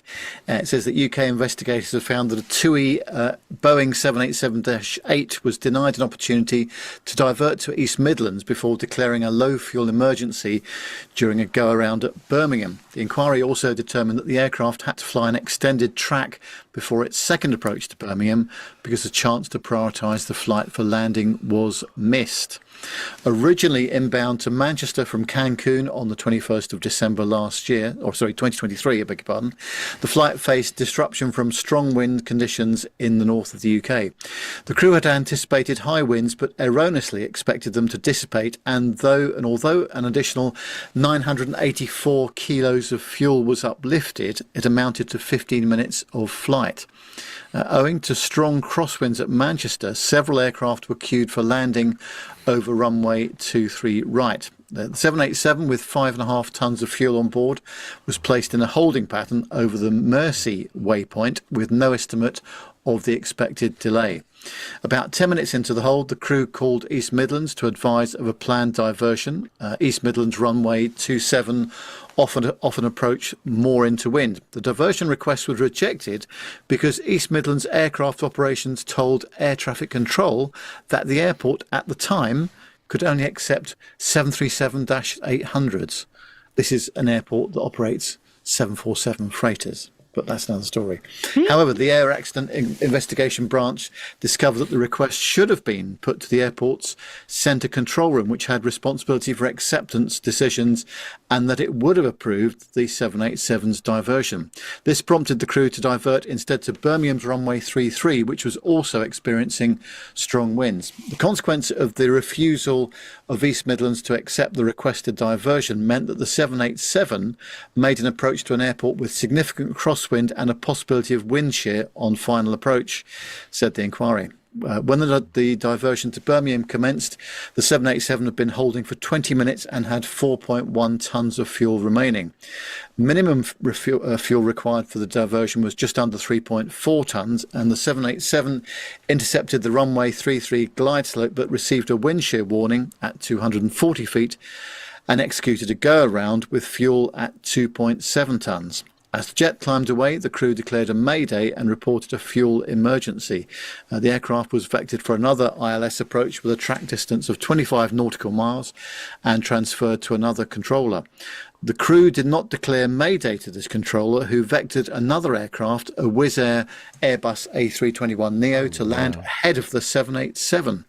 This forced the 787 to fly a longer track, a total of 53 nautical miles, burning over 1.4 tonnes of fuel.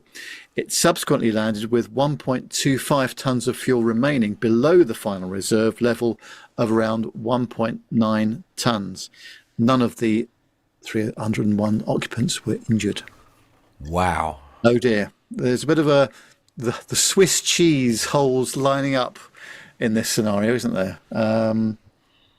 You're used to doing very long flights, John, and you get to the end of your sector, and you may have had bad weather forecast there, but and you deal with this all during the planning phase, I presume. But you can't always get it right, can you? You always have to expect the unexpected. Totally. I'm still trying to get my blood pressure down from listening to you read through those numbers. Yeah, I'll bet.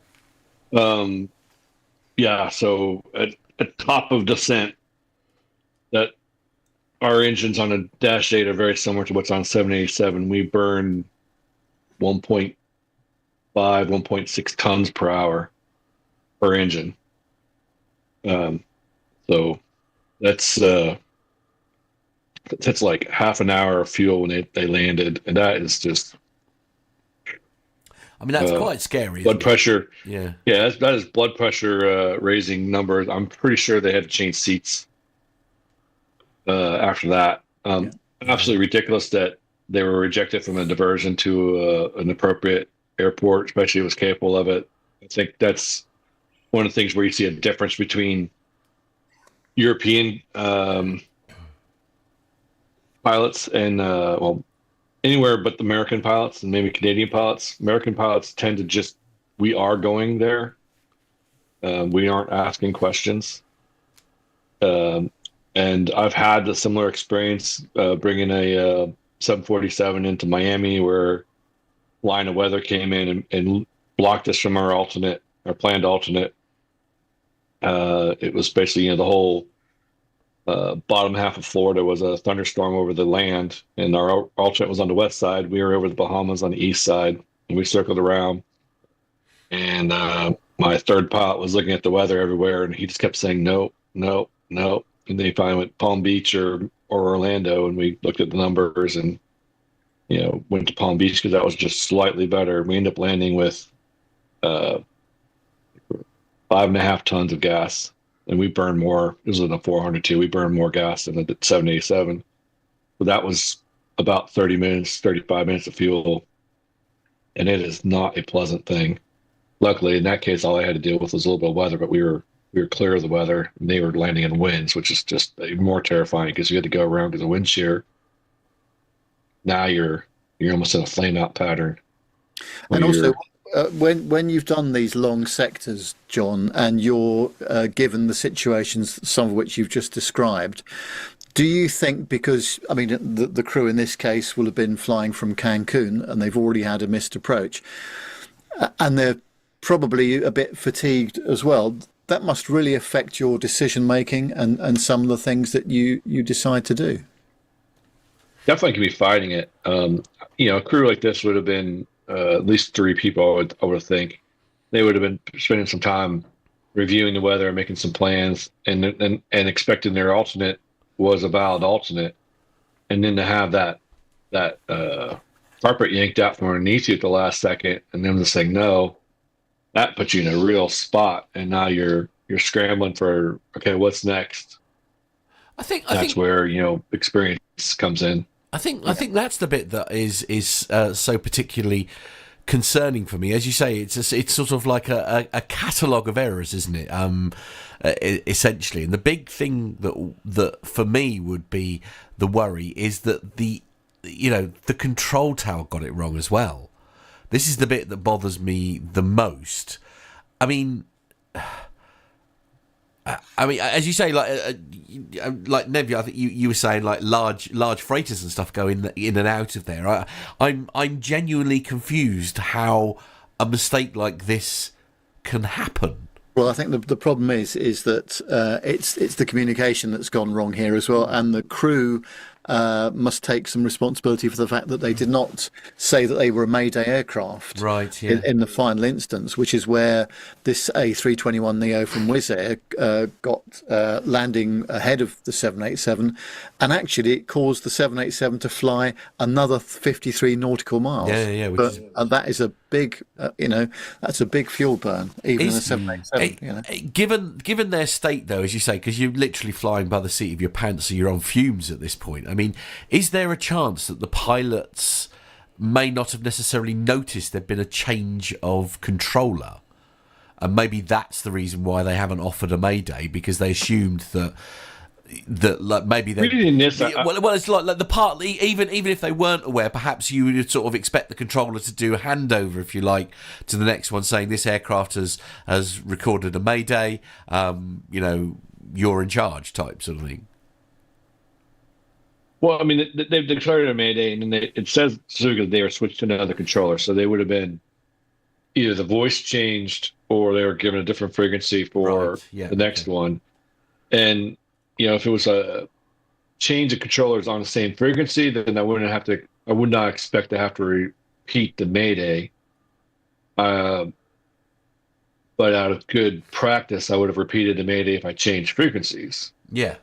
And the other thing is, and I don't know how the tagging works on the radar scopes in the UK, but oftentimes they will mark on the strip, the electronic strip that will show up on the radar tag that they're, low fuel, some sort of a designator on there, or maybe even an emergency designator should have been put onto them so that each controller could see that in that case. And like in my case where I was doing that flight, I had horses on board and I needed to be cautious of how I was handled and the scent rates and stuff. And so the very first controller I had when I got into the US all the way up in Maine, I requested they put it on a strip that we had horses on board and I needed early descents and stuff. And that did carry through. So the Miami controller, all the way on the other end of the East Coast, knew I had horses on board without me having to say anything to them. So it can be done, I think. Again, not knowing the process. Yeah, indeed, absolutely. But let's say that was more that was more the thing. It's just like I don't know. Again, the details have been released here, and it doesn't mention that. So I guess it's not. I guess it's not a factor. But I did read the AIB report on it the other day, actually, and it's a very, very detailed report. I haven't had a chance to take all of it in yet, but it's landing with 1.25 tons of fuel. Squeaky bum time. Questions will be asked. Yeah, indeed. Big time. I would actually flame out my APU at that level. Yeah. How little gas that is in my airplane. We'd potentially lose the APU. Oh wow! At that low level, and they can't be much different. They have this very big wing. 1.2 tons is not a lot of gas. No. Spread across 2 tanks, so you're talking, maybe 700 kilos, 800 kilos. It's a little bit of difference between the 2 wings, and now, you're trying to land with that. Not good. Yeah. Right. Now, there's a few pictures with this next story, Matt. I don't know whether you want to... Oh, okay. Do you want to take this one? Or yes, I think that's probably a good shout. This one comes from, for all our GA pilots, this one's from the flyingmag.com. And top 5 4-seater airplanes to buy. These are general aviation aircraft. So when it comes to GA aircraft, 4-seat aircrafts are far and away the most popular segment for private flyers. 4-seaters are generally the go-to for class entry-level owners because of cost, flexibility, ease of use, and especially when it comes to recreational aviation. Of course, this category covers a wide variety of aircraft with various numbers and types and engines and even different wing configurations. Depending on what you want to spend, you can find luxury features or more bare-bones aircraft, but 4-seaters still generally fall into the same set of use cases. So, top 5 4-seater aircraft that we're buying out here. We'll start at the top at number 5, and it is the Piper Arrow. The Piper Arrow is a 200 horsepower normally aspirated aircraft, regarded as a sensible choice among pilots for its reliability and cost-effective operation. Since the Arrow is a retractable gear version of the Piper Cherokee, it's a logical step for aircraft for pilots familiar with the Piper's fixed gear models. The Arrow's reputation for being a competent and forgiving plane makes it an exceptional popular choice for flight schools as a complex trainer. Cool, wish I could learn to fly one of those when I had to deal with a Cessna 172. Anyway, number 4 is a Mooney Ovation 2 GX. The Mooney Ovation 2 GX blends traditional fan favourite Mooney design with modern upgrades. Known for its speed, the Ovation series began in 1994 using a D-rated 280 horsepower Continental IO 550G engine that delivered a 190 knot cruise speed. Wow. Not bad. Number 3, a popular one here in the UK at flight schools, the Diamond DA40. The Diamond DA40 star's popularity surprised the aviation world despite its unconventional design. Originating from Austria's Hoffmann Uzlbert, you probably pronounce that one better than me, John, which specializes in gliders. The DA40 combines European design with features that appeal to American pilots. And I must say, I have looked inside one of these, and they are pretty damn groovy, I'll tell you. Very sports car-ish. Number 2, another very popular one here in the UK, the Cirrus SR22T G6. The Cirrus SR22T G6 is the latest generation of Cirrus aircraft, popular high-performance piston single, with a price nearing $900,000 when fully equipped. How much? So not really affordable for most people who want a kind of general GA aircraft, but there we go. It does look stunning. I do like the Cirrus. And of course, the Cirrus has that caps, the parachute part, that if you have an issue, you just pop the parachute and glide your way down to the ground. Right, number 1, no surprise here at all, the Cessna 182. The Cessna 182 Skylane is a known quality and historied line of planes, introduced back in 1956. The Skylane is a reliable and versatile aircraft that evolved from the Cessna 180 tail dragger. For this iteration, Cessna added a tricycle landing gear, making it handle better on paved runways, but also giving it a nose-heavy tendency that persists to this day. I think that's because the engine was so blooming huge in the 182. But any of your favourites there, John? I know you dabble a bit in a little bit of GA. In order of choice, 1, 4, 5, please. 1, 4, and 5. Yep. I am a absolute 182 fan. Love that airplane. Does all the things. It's comfortable. It has makes good sounds at full power. There's a great version called a Katmai version where they put a bigger motor into it and canards and double slotted flaps and all kinds of stuff that can land at like 30 knots. It's incredible. So I love that. And I did get an opportunity to fly not an Ovation, but a Mooney that had been upgraded to called a Riley Rocket, and it had an IO 550 in the front of it. Normally aspirated IO 550, and that thing was just a rocket ship. Would easily do this 185, 190 knots and step on the gas too. We did Phoenix to Mineral Wells, Texas, which is about a 4-hour flight. We were doing 8 gallons an hour at 17,000 feet, doing 190 knots. It was like a one-stop from Phoenix to the East Coast. Wow! If you wanted to do it that way, so. Because Nev, you've had the opportunity, haven't you, to and you as well, Matt, to fly in Cap Nal's the Piper, Piper, absolutely. Why does the Mooney one ring a bell? I've got Stephen Ivey. That's right. Yeah. Okay. So I got visions in my head of Pittsburgh. Captain Nick. That's it. Yeah. Captain Nick and Stephen Ivey in that. That's right. It was a very special name. Was that his plane? I can't remember. It was. Yes. That was. I think Stephen cut his teeth in that aircraft. Doing the surveying stuff, the backs and forwards, But if you remember when we were at the Pittsburgh Air Show, Stephen flew in with that, and we all went and saw him there. That's right. On the flight line. We've got a photo somewhere of Captain Nick sitting in it. We have. Yeah, absolutely. Yeah. Do you remember that, Nev? I do. Yes. No, very good. And I liked Al's PA-28 very much as well. I enjoyed flying that with him. Yeah. Yeah. Right, John, you've got the next story, bad news for Airbus and their freighter. Oh, no. All right. It's from Reuters.com. For multiple reasons I'm saying this. Yes. Airbus to delay new freighter as A350 problems linger, sources say. Airbus is delaying the arrival of a freighter version of its A350 jet by up to a year, and faces hurdles in increasing output of its wider A350 aircraft family in coming months as it wrestles with supply problems, industry sources told Reuters.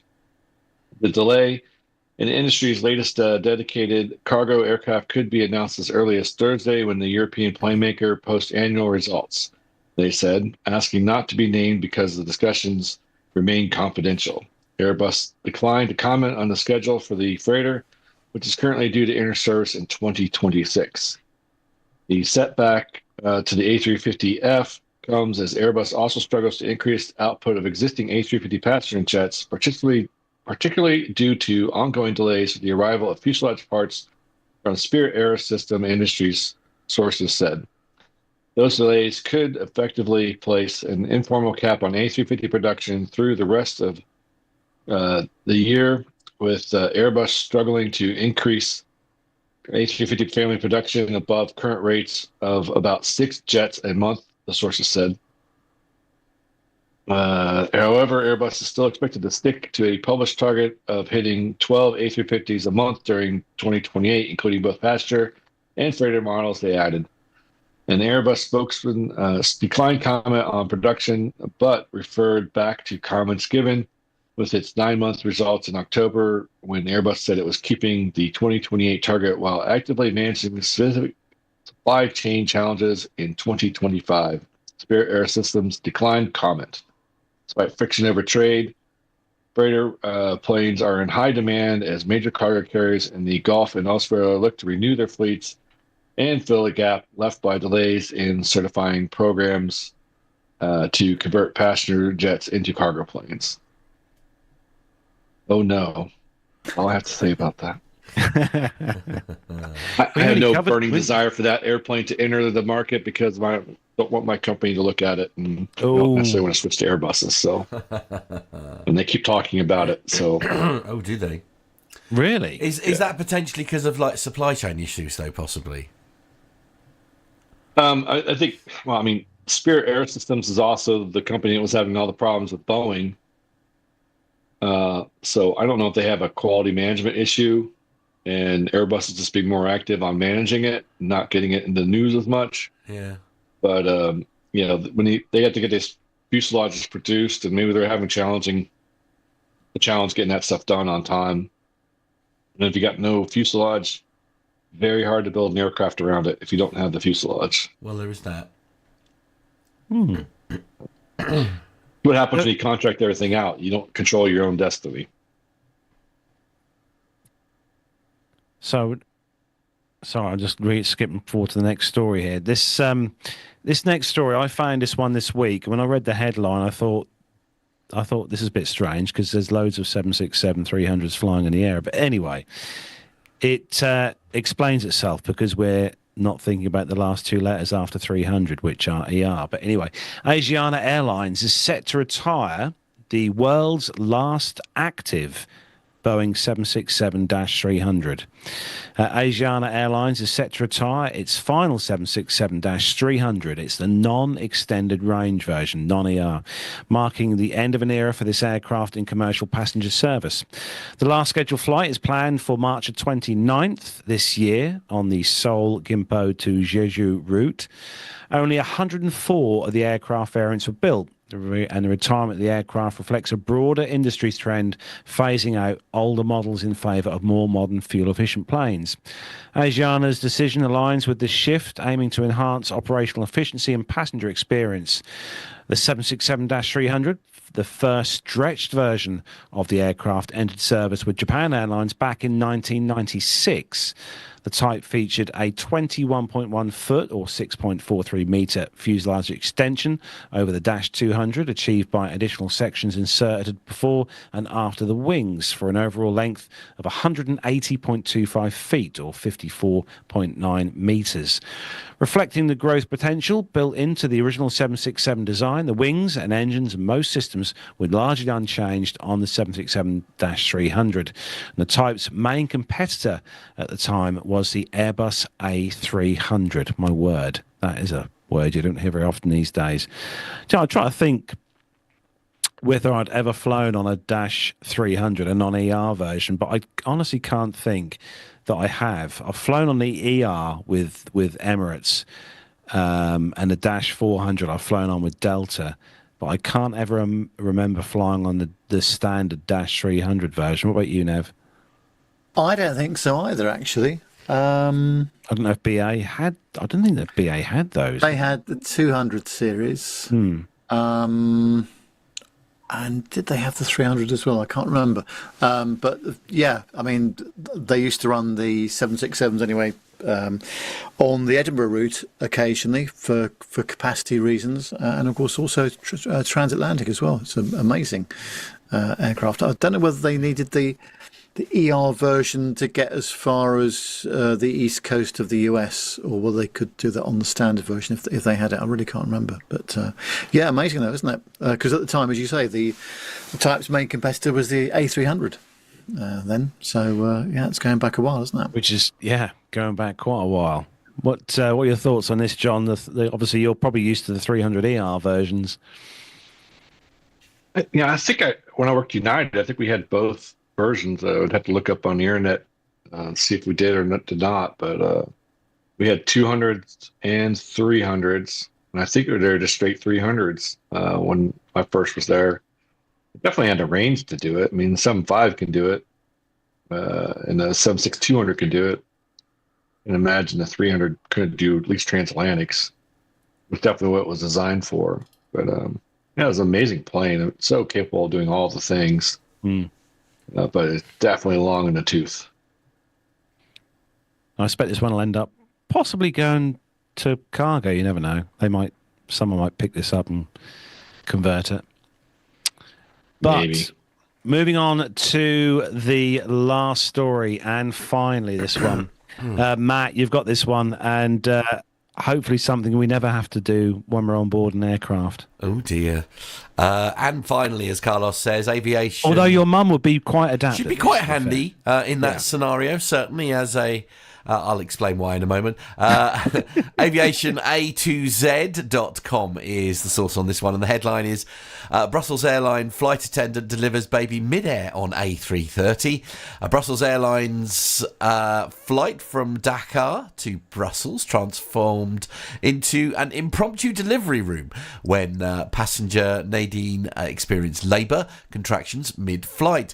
Flight attendant Jennifer Joey coordinated an emergency response, calling for medical professionals among the passengers. A View from the Wing reported. A 22-year-old nurse named Law and an onboard doctor responded to the call, establishing a makeshift medical team in the aircraft's galley. The medical team monitored contractions and guided Nadine through breathing exercises as her labour progressed aboard the A330. Baby Fanta entered the world at cruising altitude, with her first cry resonating throughout the aircraft cabin.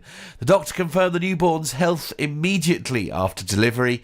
Flight attendant Jennifer assumed temporary care of the infant while Neddy recovered from the delivery. Brussels Airlines publicly welcomed their newest passenger through social media, extending an invitation for future travel. The airline demonstrated understanding regarding Nadi's late-term travel, despite typical regulations prohibiting air travel beyond 36 weeks of pregnancy. Aviation birth certificates. The legal documentation for infants born during flights differs significantly from the fictional scenario up in the air. Birth certificates for airborne deliveries reflect specific geographic coordinates and airspace jurisdictions. United States citizenship law maintains the clear protocols for airborne births. Births occurring in US airspace grant automatic citizenship, regardless of parental nationality or aircraft registration. This provision extends to foreign carriers operating above US territory, enabling dual citizenship opportunities for children born to foreign nationals. Now, the reason why we were saying that my mum would be very handy in this scenario is she was a midwife for some 40-odd years, so she'd be very handy in that scenario. Yeah, absolutely. At least this is something you don't have to worry about, John. Well, I don't know. We had horses on board. With cargo, I should say. With the horses, maybe, but yeah. He's on mute, I think. He's on mute. John, you're on mute. Again. I didn't want to crunch in your ears when I was eating a cookie. No, I think that, I normally wouldn't have to deal with this, although we do carry passengers every once in a while. And I have been on board commuting a few times when they've had medical emergencies, and it's a exciting event, especially if you're over middle of nowhere, which parts of Africa are definitely in the middle of nowhere. Might as well be over the ocean. So, Yeah. I've never had it before. Medical emergencies, yes, but not babies being born. Oh, really? Oh, Yeah, I know. And the first time the first medical emergency issue I had was flying on an A380 out of Heathrow with Emirates. oh, okay. Not the best delay, that wasn't, but anyway, we got there at the end of the day. Well, that's true. Yeah. Right, so next part of the show, it's time to hand things over to Nev to introduce what is, for many of the listeners, their favourite part of the show. And this week, it's a bit different, isn't it, Nev? Yeah, it's the retro airline ad of the week, but with a slight twist for reasons that you'll see shortly. This week, it's a double helping of retro airline ad goodness, where we go back to the UK and also to an airline that does it proper. And then on to an airline that was very different back when this ad first aired. Off on your holes? Don't know who to fly with? Then why don't you go A up and away with Yorkshire Airlines?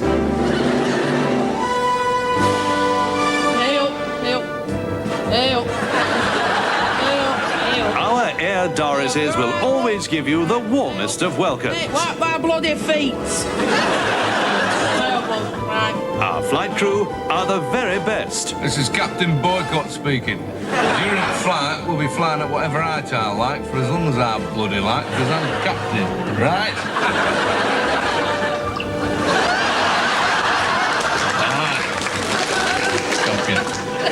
Our facilities are second to none.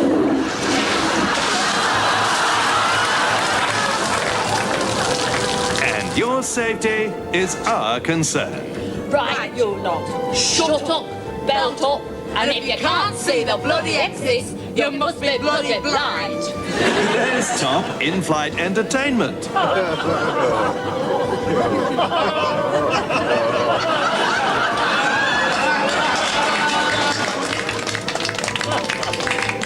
Whether you're seated comfortably in working class, Yes, sir.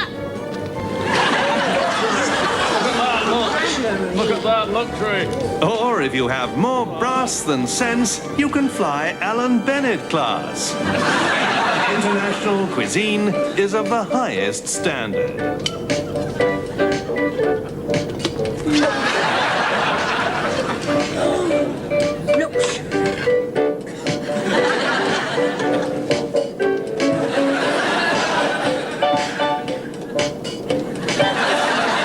Yorkshire Airlines, departing Leeds International Airstrip, touching down 20 minutes later at Leeds International Airstrip. Because if it's outside Yorkshire, it's not worth bloody visiting.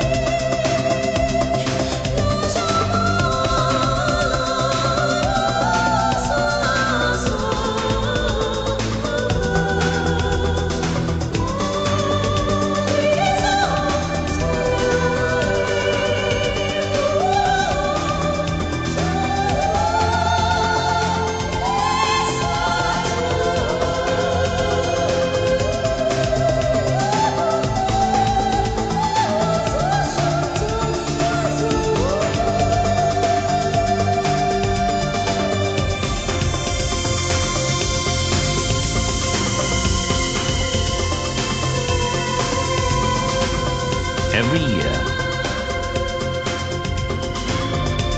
the world's favorite airline brings 24 million people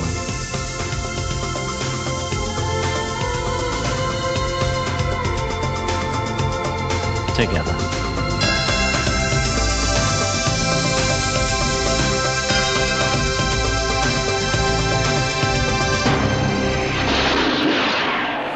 I mean, there's no two ways about it. We've gone from the sublime to the core blimey there, right? It's quite the thing. I must admit, I do remember that BA advert. I really do remember that BA It's a advert. good one. It was very much a a very classy ad back in its day. It's the first one I remember seeing anyway. So, John, how was the Yorkshire Air ad or Airlines advert for you? Did you appreciate the quality of that airline? I'm so bummed that they're not in operation anymore. I mean, they had a lovely aircraft there, and the amenities seemed great, and the food seemed spectacular, and wow, a tap on the yoke. What else could I ask for? Well, what more could you like? Yeah, I mean, absolutely. Yeah. Every time you go up, you get you pour yourself a nice pint. Yeah, exactly. Yeah, love that. Oh. Yeah, It'd be spectacular. yeah, absolutely. I mean, there are probably That's a trip. What? there are probably some rules and regulations against that, I'm sure, but I got a feeling we could fix those. yeah, right, yeah, fair. Yeah. that was filmed. I think, Nev, that was filmed on the Bristol Britannia at Duxford at the Imperial War Museum. I think. Oh, was it? I didn't Yeah. know that. Oh, interesting. Okay. Yeah. I know it was- That's the Yorkshire Airlines one never gets old. I've seen it so many times, but it's always Yeah. worth a reprise, I think, isn't it? And for those who don't perhaps necessarily recognise the two reprobates involved in it, it was a TV show on ITV at the time called Hale and Pace, Yes. where that came from. So I'm sure if you look on YouTube, there'll be many more equally inappropriate videos from that pair for you to look for. And I know there was a few comments in the chat room as well about the particular delicacies that were being served on that Mushy airline. peas. And we were just saying, actually, whilst that was playing, that it would be so nice to have fish and chips Yeah. as an option. On, I mean, I suspect, on an airline. deep fat fryers are probably not the way forward on an aircraft, I guess, is the issue there, really. I'm not quite sure about the toilet situation on that aircraft as well. Aerodynamic issues, certainly, I think, with that particular design. And you wouldn't want to be on the flight path either. No. But has that always been a myth? I mean, was there a time where It used to be. yeah, where it ejected outside of the aircraft, shall we say, rather John, than tell us in the a secret. tank? Come on, John. There were relief tubes on some of the old planes. I don't know about relief holes that would accommodate some of the other activity, but yeah, there were legitimately relief tubes on older airplanes, even smaller GA airplanes for long flights. Took advantage of the differential pressure to clear things up. So. Nice. Lovely. Right. Well, on that somewhat brown note, we'll move on to a grey note now with the military, if everyone's ready. Yes. Lost up bogeys 135, 50, Angel 16, heading 340. Okay. 100 seat bogeys.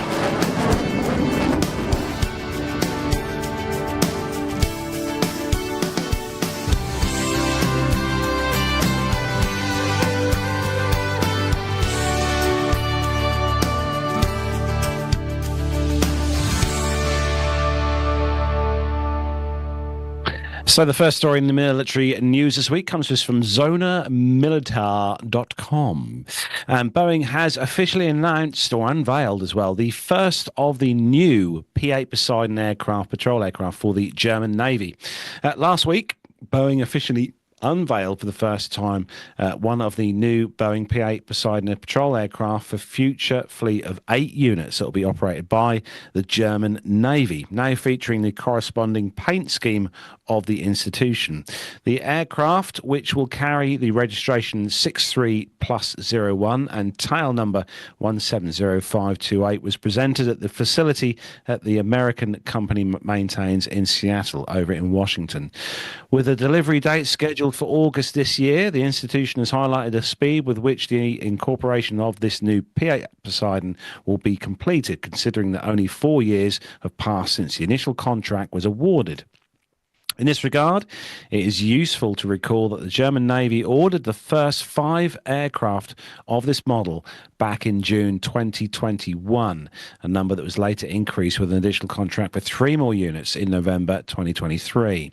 It's worth noting as well, the incorporation of the new P-8 Poseidons was conceived as a temporary solution to replace the P-3 Orion aircraft currently in service with the German Navy, which is set to retire this year and complete their modernisation in 2020. Specifically, the new aircraft will become the Navy's primary maritime patrol asset for an estimated period of a decade, taking into account the planned arrival of the new German-French maritime airborne warfare system MAWS, or MAWS, by 2035. However, the expansion of the original order and a joint programme reviews undertaken by France suggest a potential shift in direction. For now, the recently unveiled P-8 Poseidon will eventually join the German Navy's 3rd Naval Air Wing, awaiting only the installation of a mission system and the corresponding certification tests. The process begins just as the commercial passenger aircraft is built, with the fuselage being transferred to Boeing's commercial aircraft rental facility for assembly. The aircraft will then receive the customer's paint and insignia before being moved to the specialised defence facilities for the installation of the systems that convert it into a multi-mission military aircraft, or looks very cool outside type aircraft, having seen one of these up close and personal. But yeah, good news for Boeing, delivering these obviously to the German Navy. So, and it's also nice, and I do like the paint scheme on these as well. It looks quite cool on these Poseidons. So, Nev, next up for you, and interesting news here on a certain red team that we do tend to see quite a lot of. Yes, interesting, isn't it? That the military are always saying that we haven't got enough money. But this is a very interesting subject, I think. It's on the gloucestershireLive.co.uk, and it says that the RAF's renowned Red Arrows may soon be replaced as their iconic BAE Hawk T1 aircraft become increasingly costly to maintain. Despite still attracting crowds wherever they perform, the ageing fleet, many of which are over 50 years old, has seen maintenance costs skyrocket from £13.3 million in 2020 to a staggering £27.7 million last year. That's a 70% increase in just 4 years. The hefty rising sum, which averages out at around about £84,000 per day, was disclosed by the Procurement Minister Maria Eagle last week. The revelation comes at a time when the Ministry of Defence is under financial pressure due to challenges posed by Russia and the US strategic shift away from Europe towards China.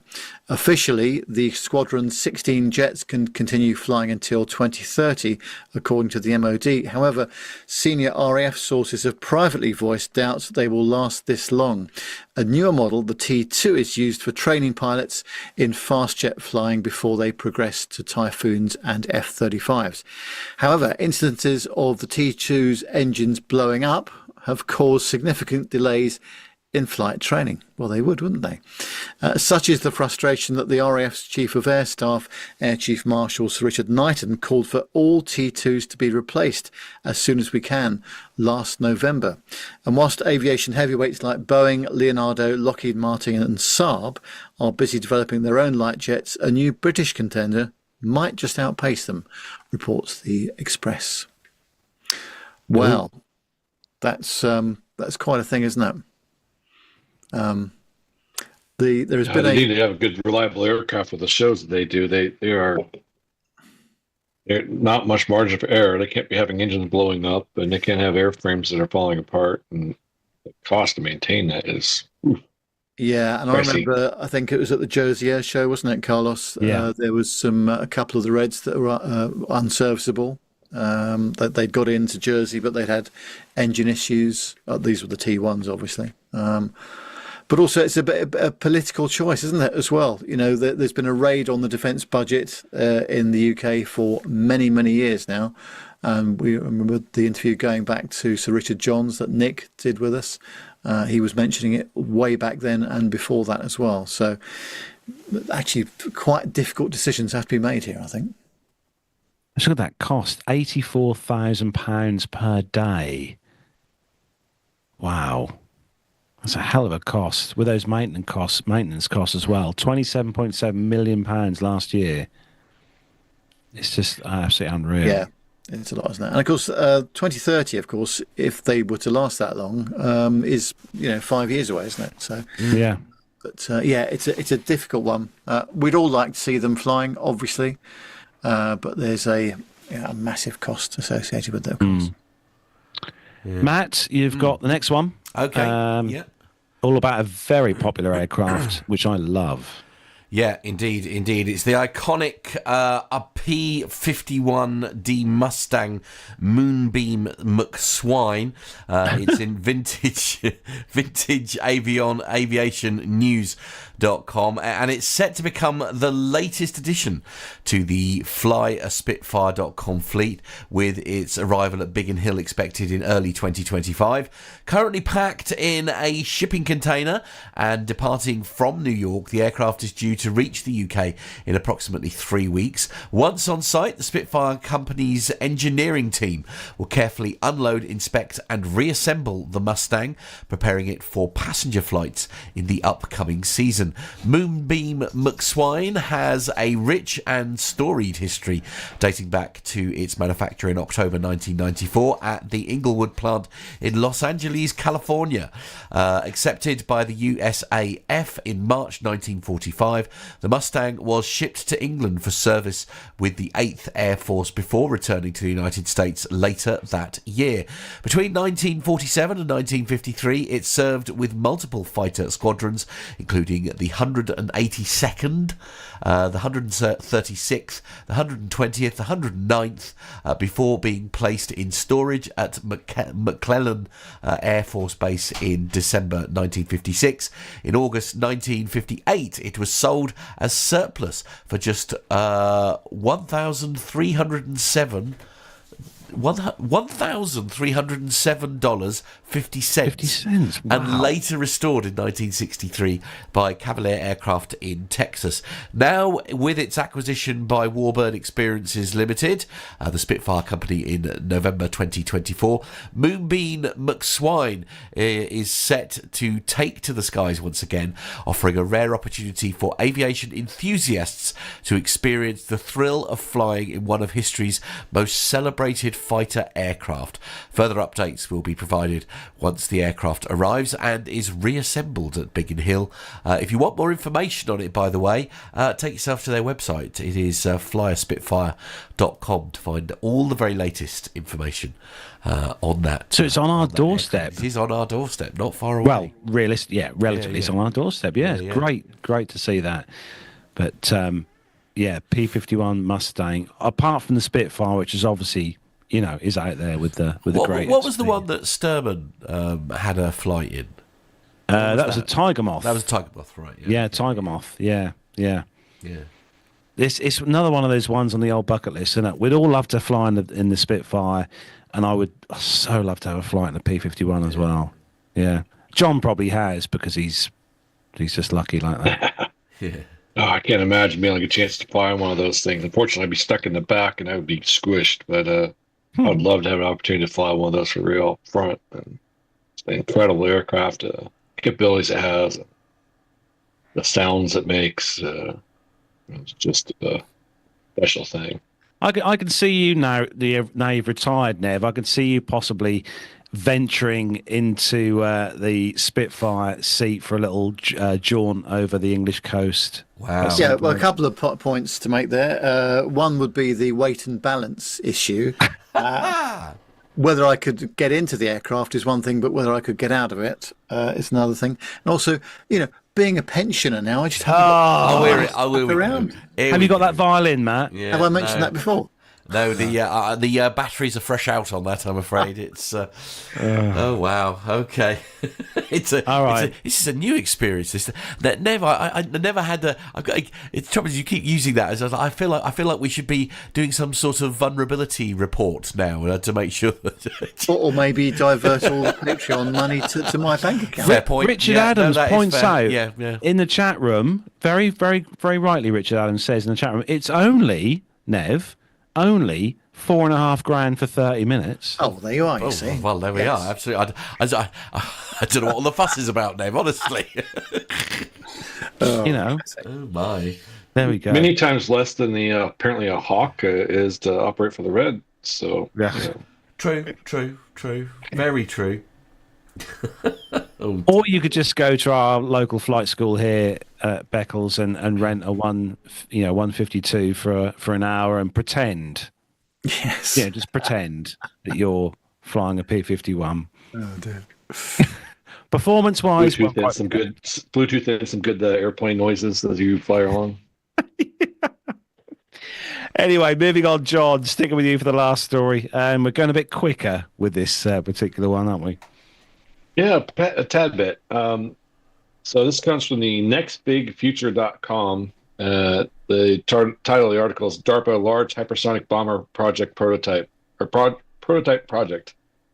The February 13th, 2025, the Defense Advanced Research Projects Agency announced its Secretive Aerospace Products Office is developing a large hypersonic bomber prototype as part of the Next Generation Responsive Strike Program, which of course has to have a little acronym there. The Next RS Hypersonic Bomber project aimed to create a reusable, large-scale platform capable of multi-mission strike and intelligence, surveillance, and reconnaissance operations. Aviation Week published the debrief. Hypersonic bomber emerges as office next goal after NGAD, which is the Next Generation Air Dominance fighter. It seems to be kind of parked right now. It was authored by Steve Trimble. This piece highlighted the APO's shift in focus following other high-profile programs like the Next Generation Air Dominance. The hypersonic bomber prototype is envisioned as a Y-plane concept. It is experimental design, potentially leading into engineering and manufacturing development. It will use a turbine-based combined cycle propulsion system, which an estimated thrust range of 30 to 38,000 pounds using conventional fuel and metallic construction. To be able to transition from traditional turbine engines to hypersonic speeds, likely exceeding Mach 5, enabling rapid, responsive strikes against heavily defended targets. The APOs collaborate closely with the Air Force Research Lab and NASA to mature the necessary technologies, aiming to bridge the gap between current reusable hypersonic capabilities and a fully operational design by the end of the decade. And the goal is to initiate formal design and development phase within 5 years, potentially commissioning a prototype by 2030. This effort aims to align the U.S. Air Force's exploration of long-term high-speed strike options, positioning the next RS bomber as a complement to or evolution beyond the existing platforms.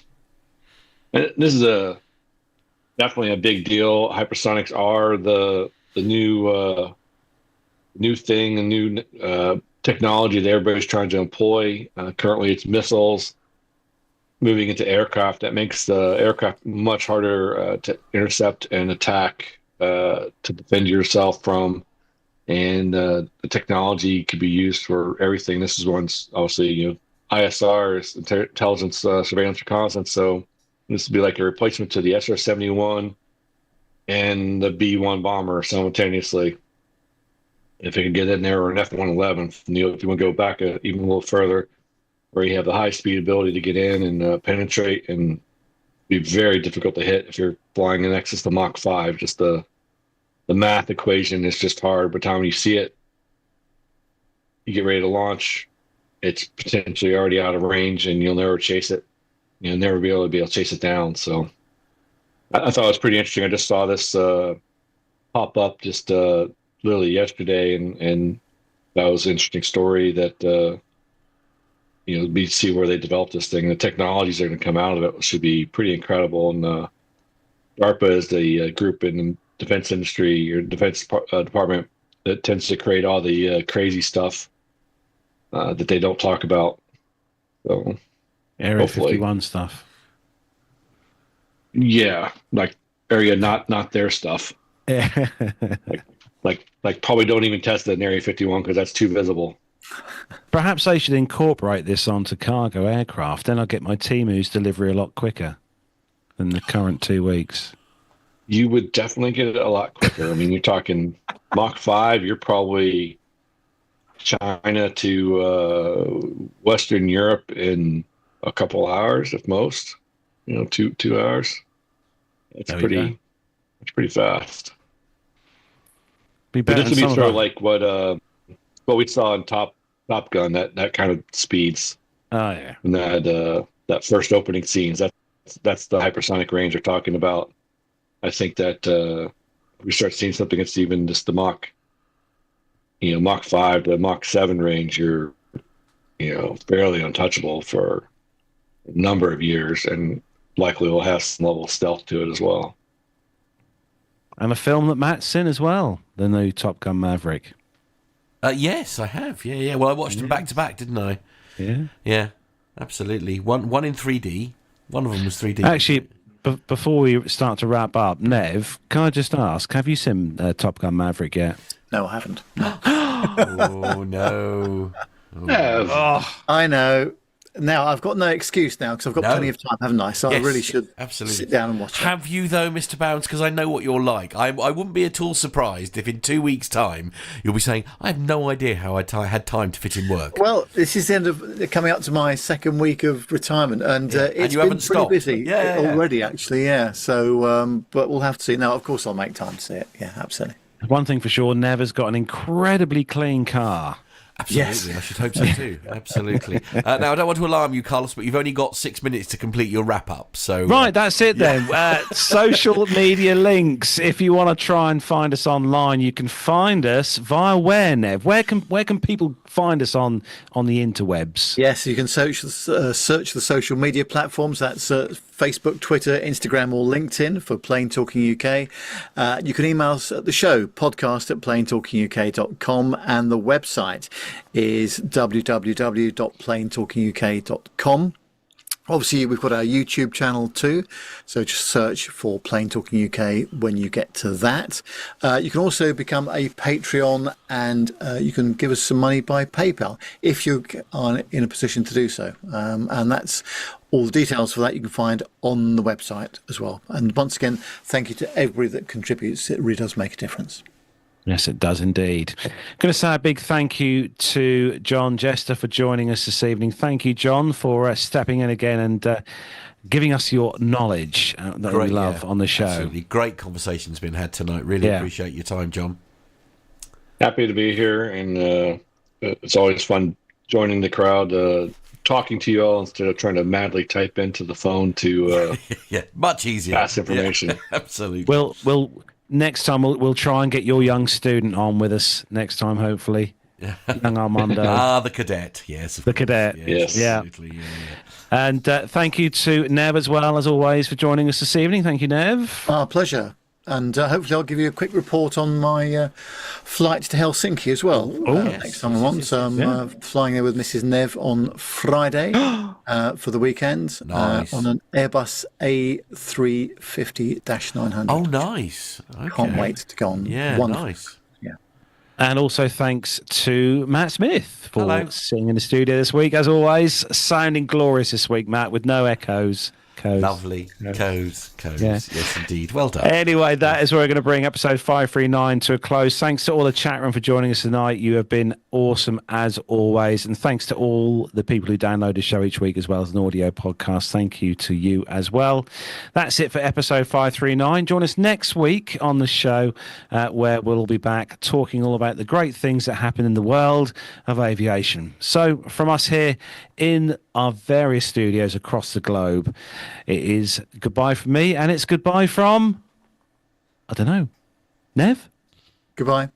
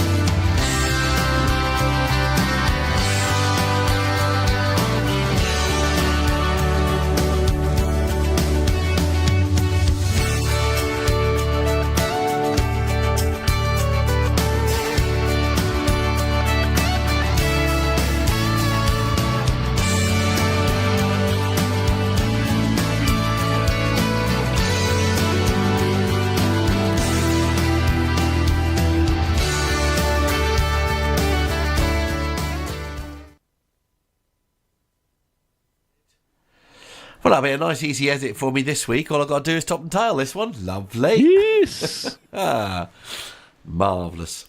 Marvellous. Oh, my watch has told me. Bedtime reminder. Fingers crossed, this time next week, we won't have any of those kind of stories to talk about on the show. It's been a bit. Oh, rubbish, please no. Yeah. Please. Really has been a bit. Let's have awful, positive stories for next week. Yeah, absolutely. Yeah. Difficult, isn't it? It's a funny one. Oh, something's coming over, Matt. Can you hear it? No? What do you mean? Something's coming over? I think it's the China Eastern one that comes over every night at this time. China Eastern? Oh, the plane. Oh, right. Okay, sorry. Oh, no, it's Air China. Oh. 777. Right. Okay. Literally just flown pretty much over your house rather than mine. Okay, I thought I could hear something. Very faintly hear it in the background. That's trouble when I'm wearing me. Do you have one of those ADSB receivers at your house? Nah, I'm tuning to FR24 24/7. Well, if you get one of those, you can feed in there, and then you get all the stuff for free. You feed into Flight Radar 24. I did look into that actually. You can do it via the website, can't you? Or you can apply. You might look you to can see apply. if you're one of their dead zones, they'll give you one for free. I doubt Somebody one will of the dead do. zones. I don't know. They might be. Yeah, I guess You never know. There are not many people around you like you. Dirk S in the chat room says he has his... on the outside. You can get a lot of reception. You can see stuff way far away. It's pretty surprising. Yeah, Dirk S says he has his own feeder and feed to the FR24. Oh, very nice, Dirk. Nice. Very nice. Nice. Right. Maybe when you're settled in the new pad. Yes. Things are starting to move a bit quicker now, which is exciting. Indeed. I just hope the new house has a sustainable internet connection speed, but we'll see. They're always around that these days. So. Yes. Yeah, indeed. Right. Okay, we're going to let the chat room head off this evening. Thanks again for everyone for joining us on the YouTube stream. Thank you to you all. And, What? Oh, no, it's a garage door going up. I thought that was another aircraft coming over. Right. Oh, Getting excited there. What's the wife after? I don't know. She's obviously going into the fridge or something. Yeah, all right. Don't nick my beers. I don't think she's going to drink your beers, Carlos. I think you're quite safe. Right. Actually, tell you what, for this week, John, would you like to say the final words to say goodbye to our lovely chat room? Well, it was lovely being here with everybody, and it's a blast always being on here. And sayonara, and arigato gozaimasu from Narita.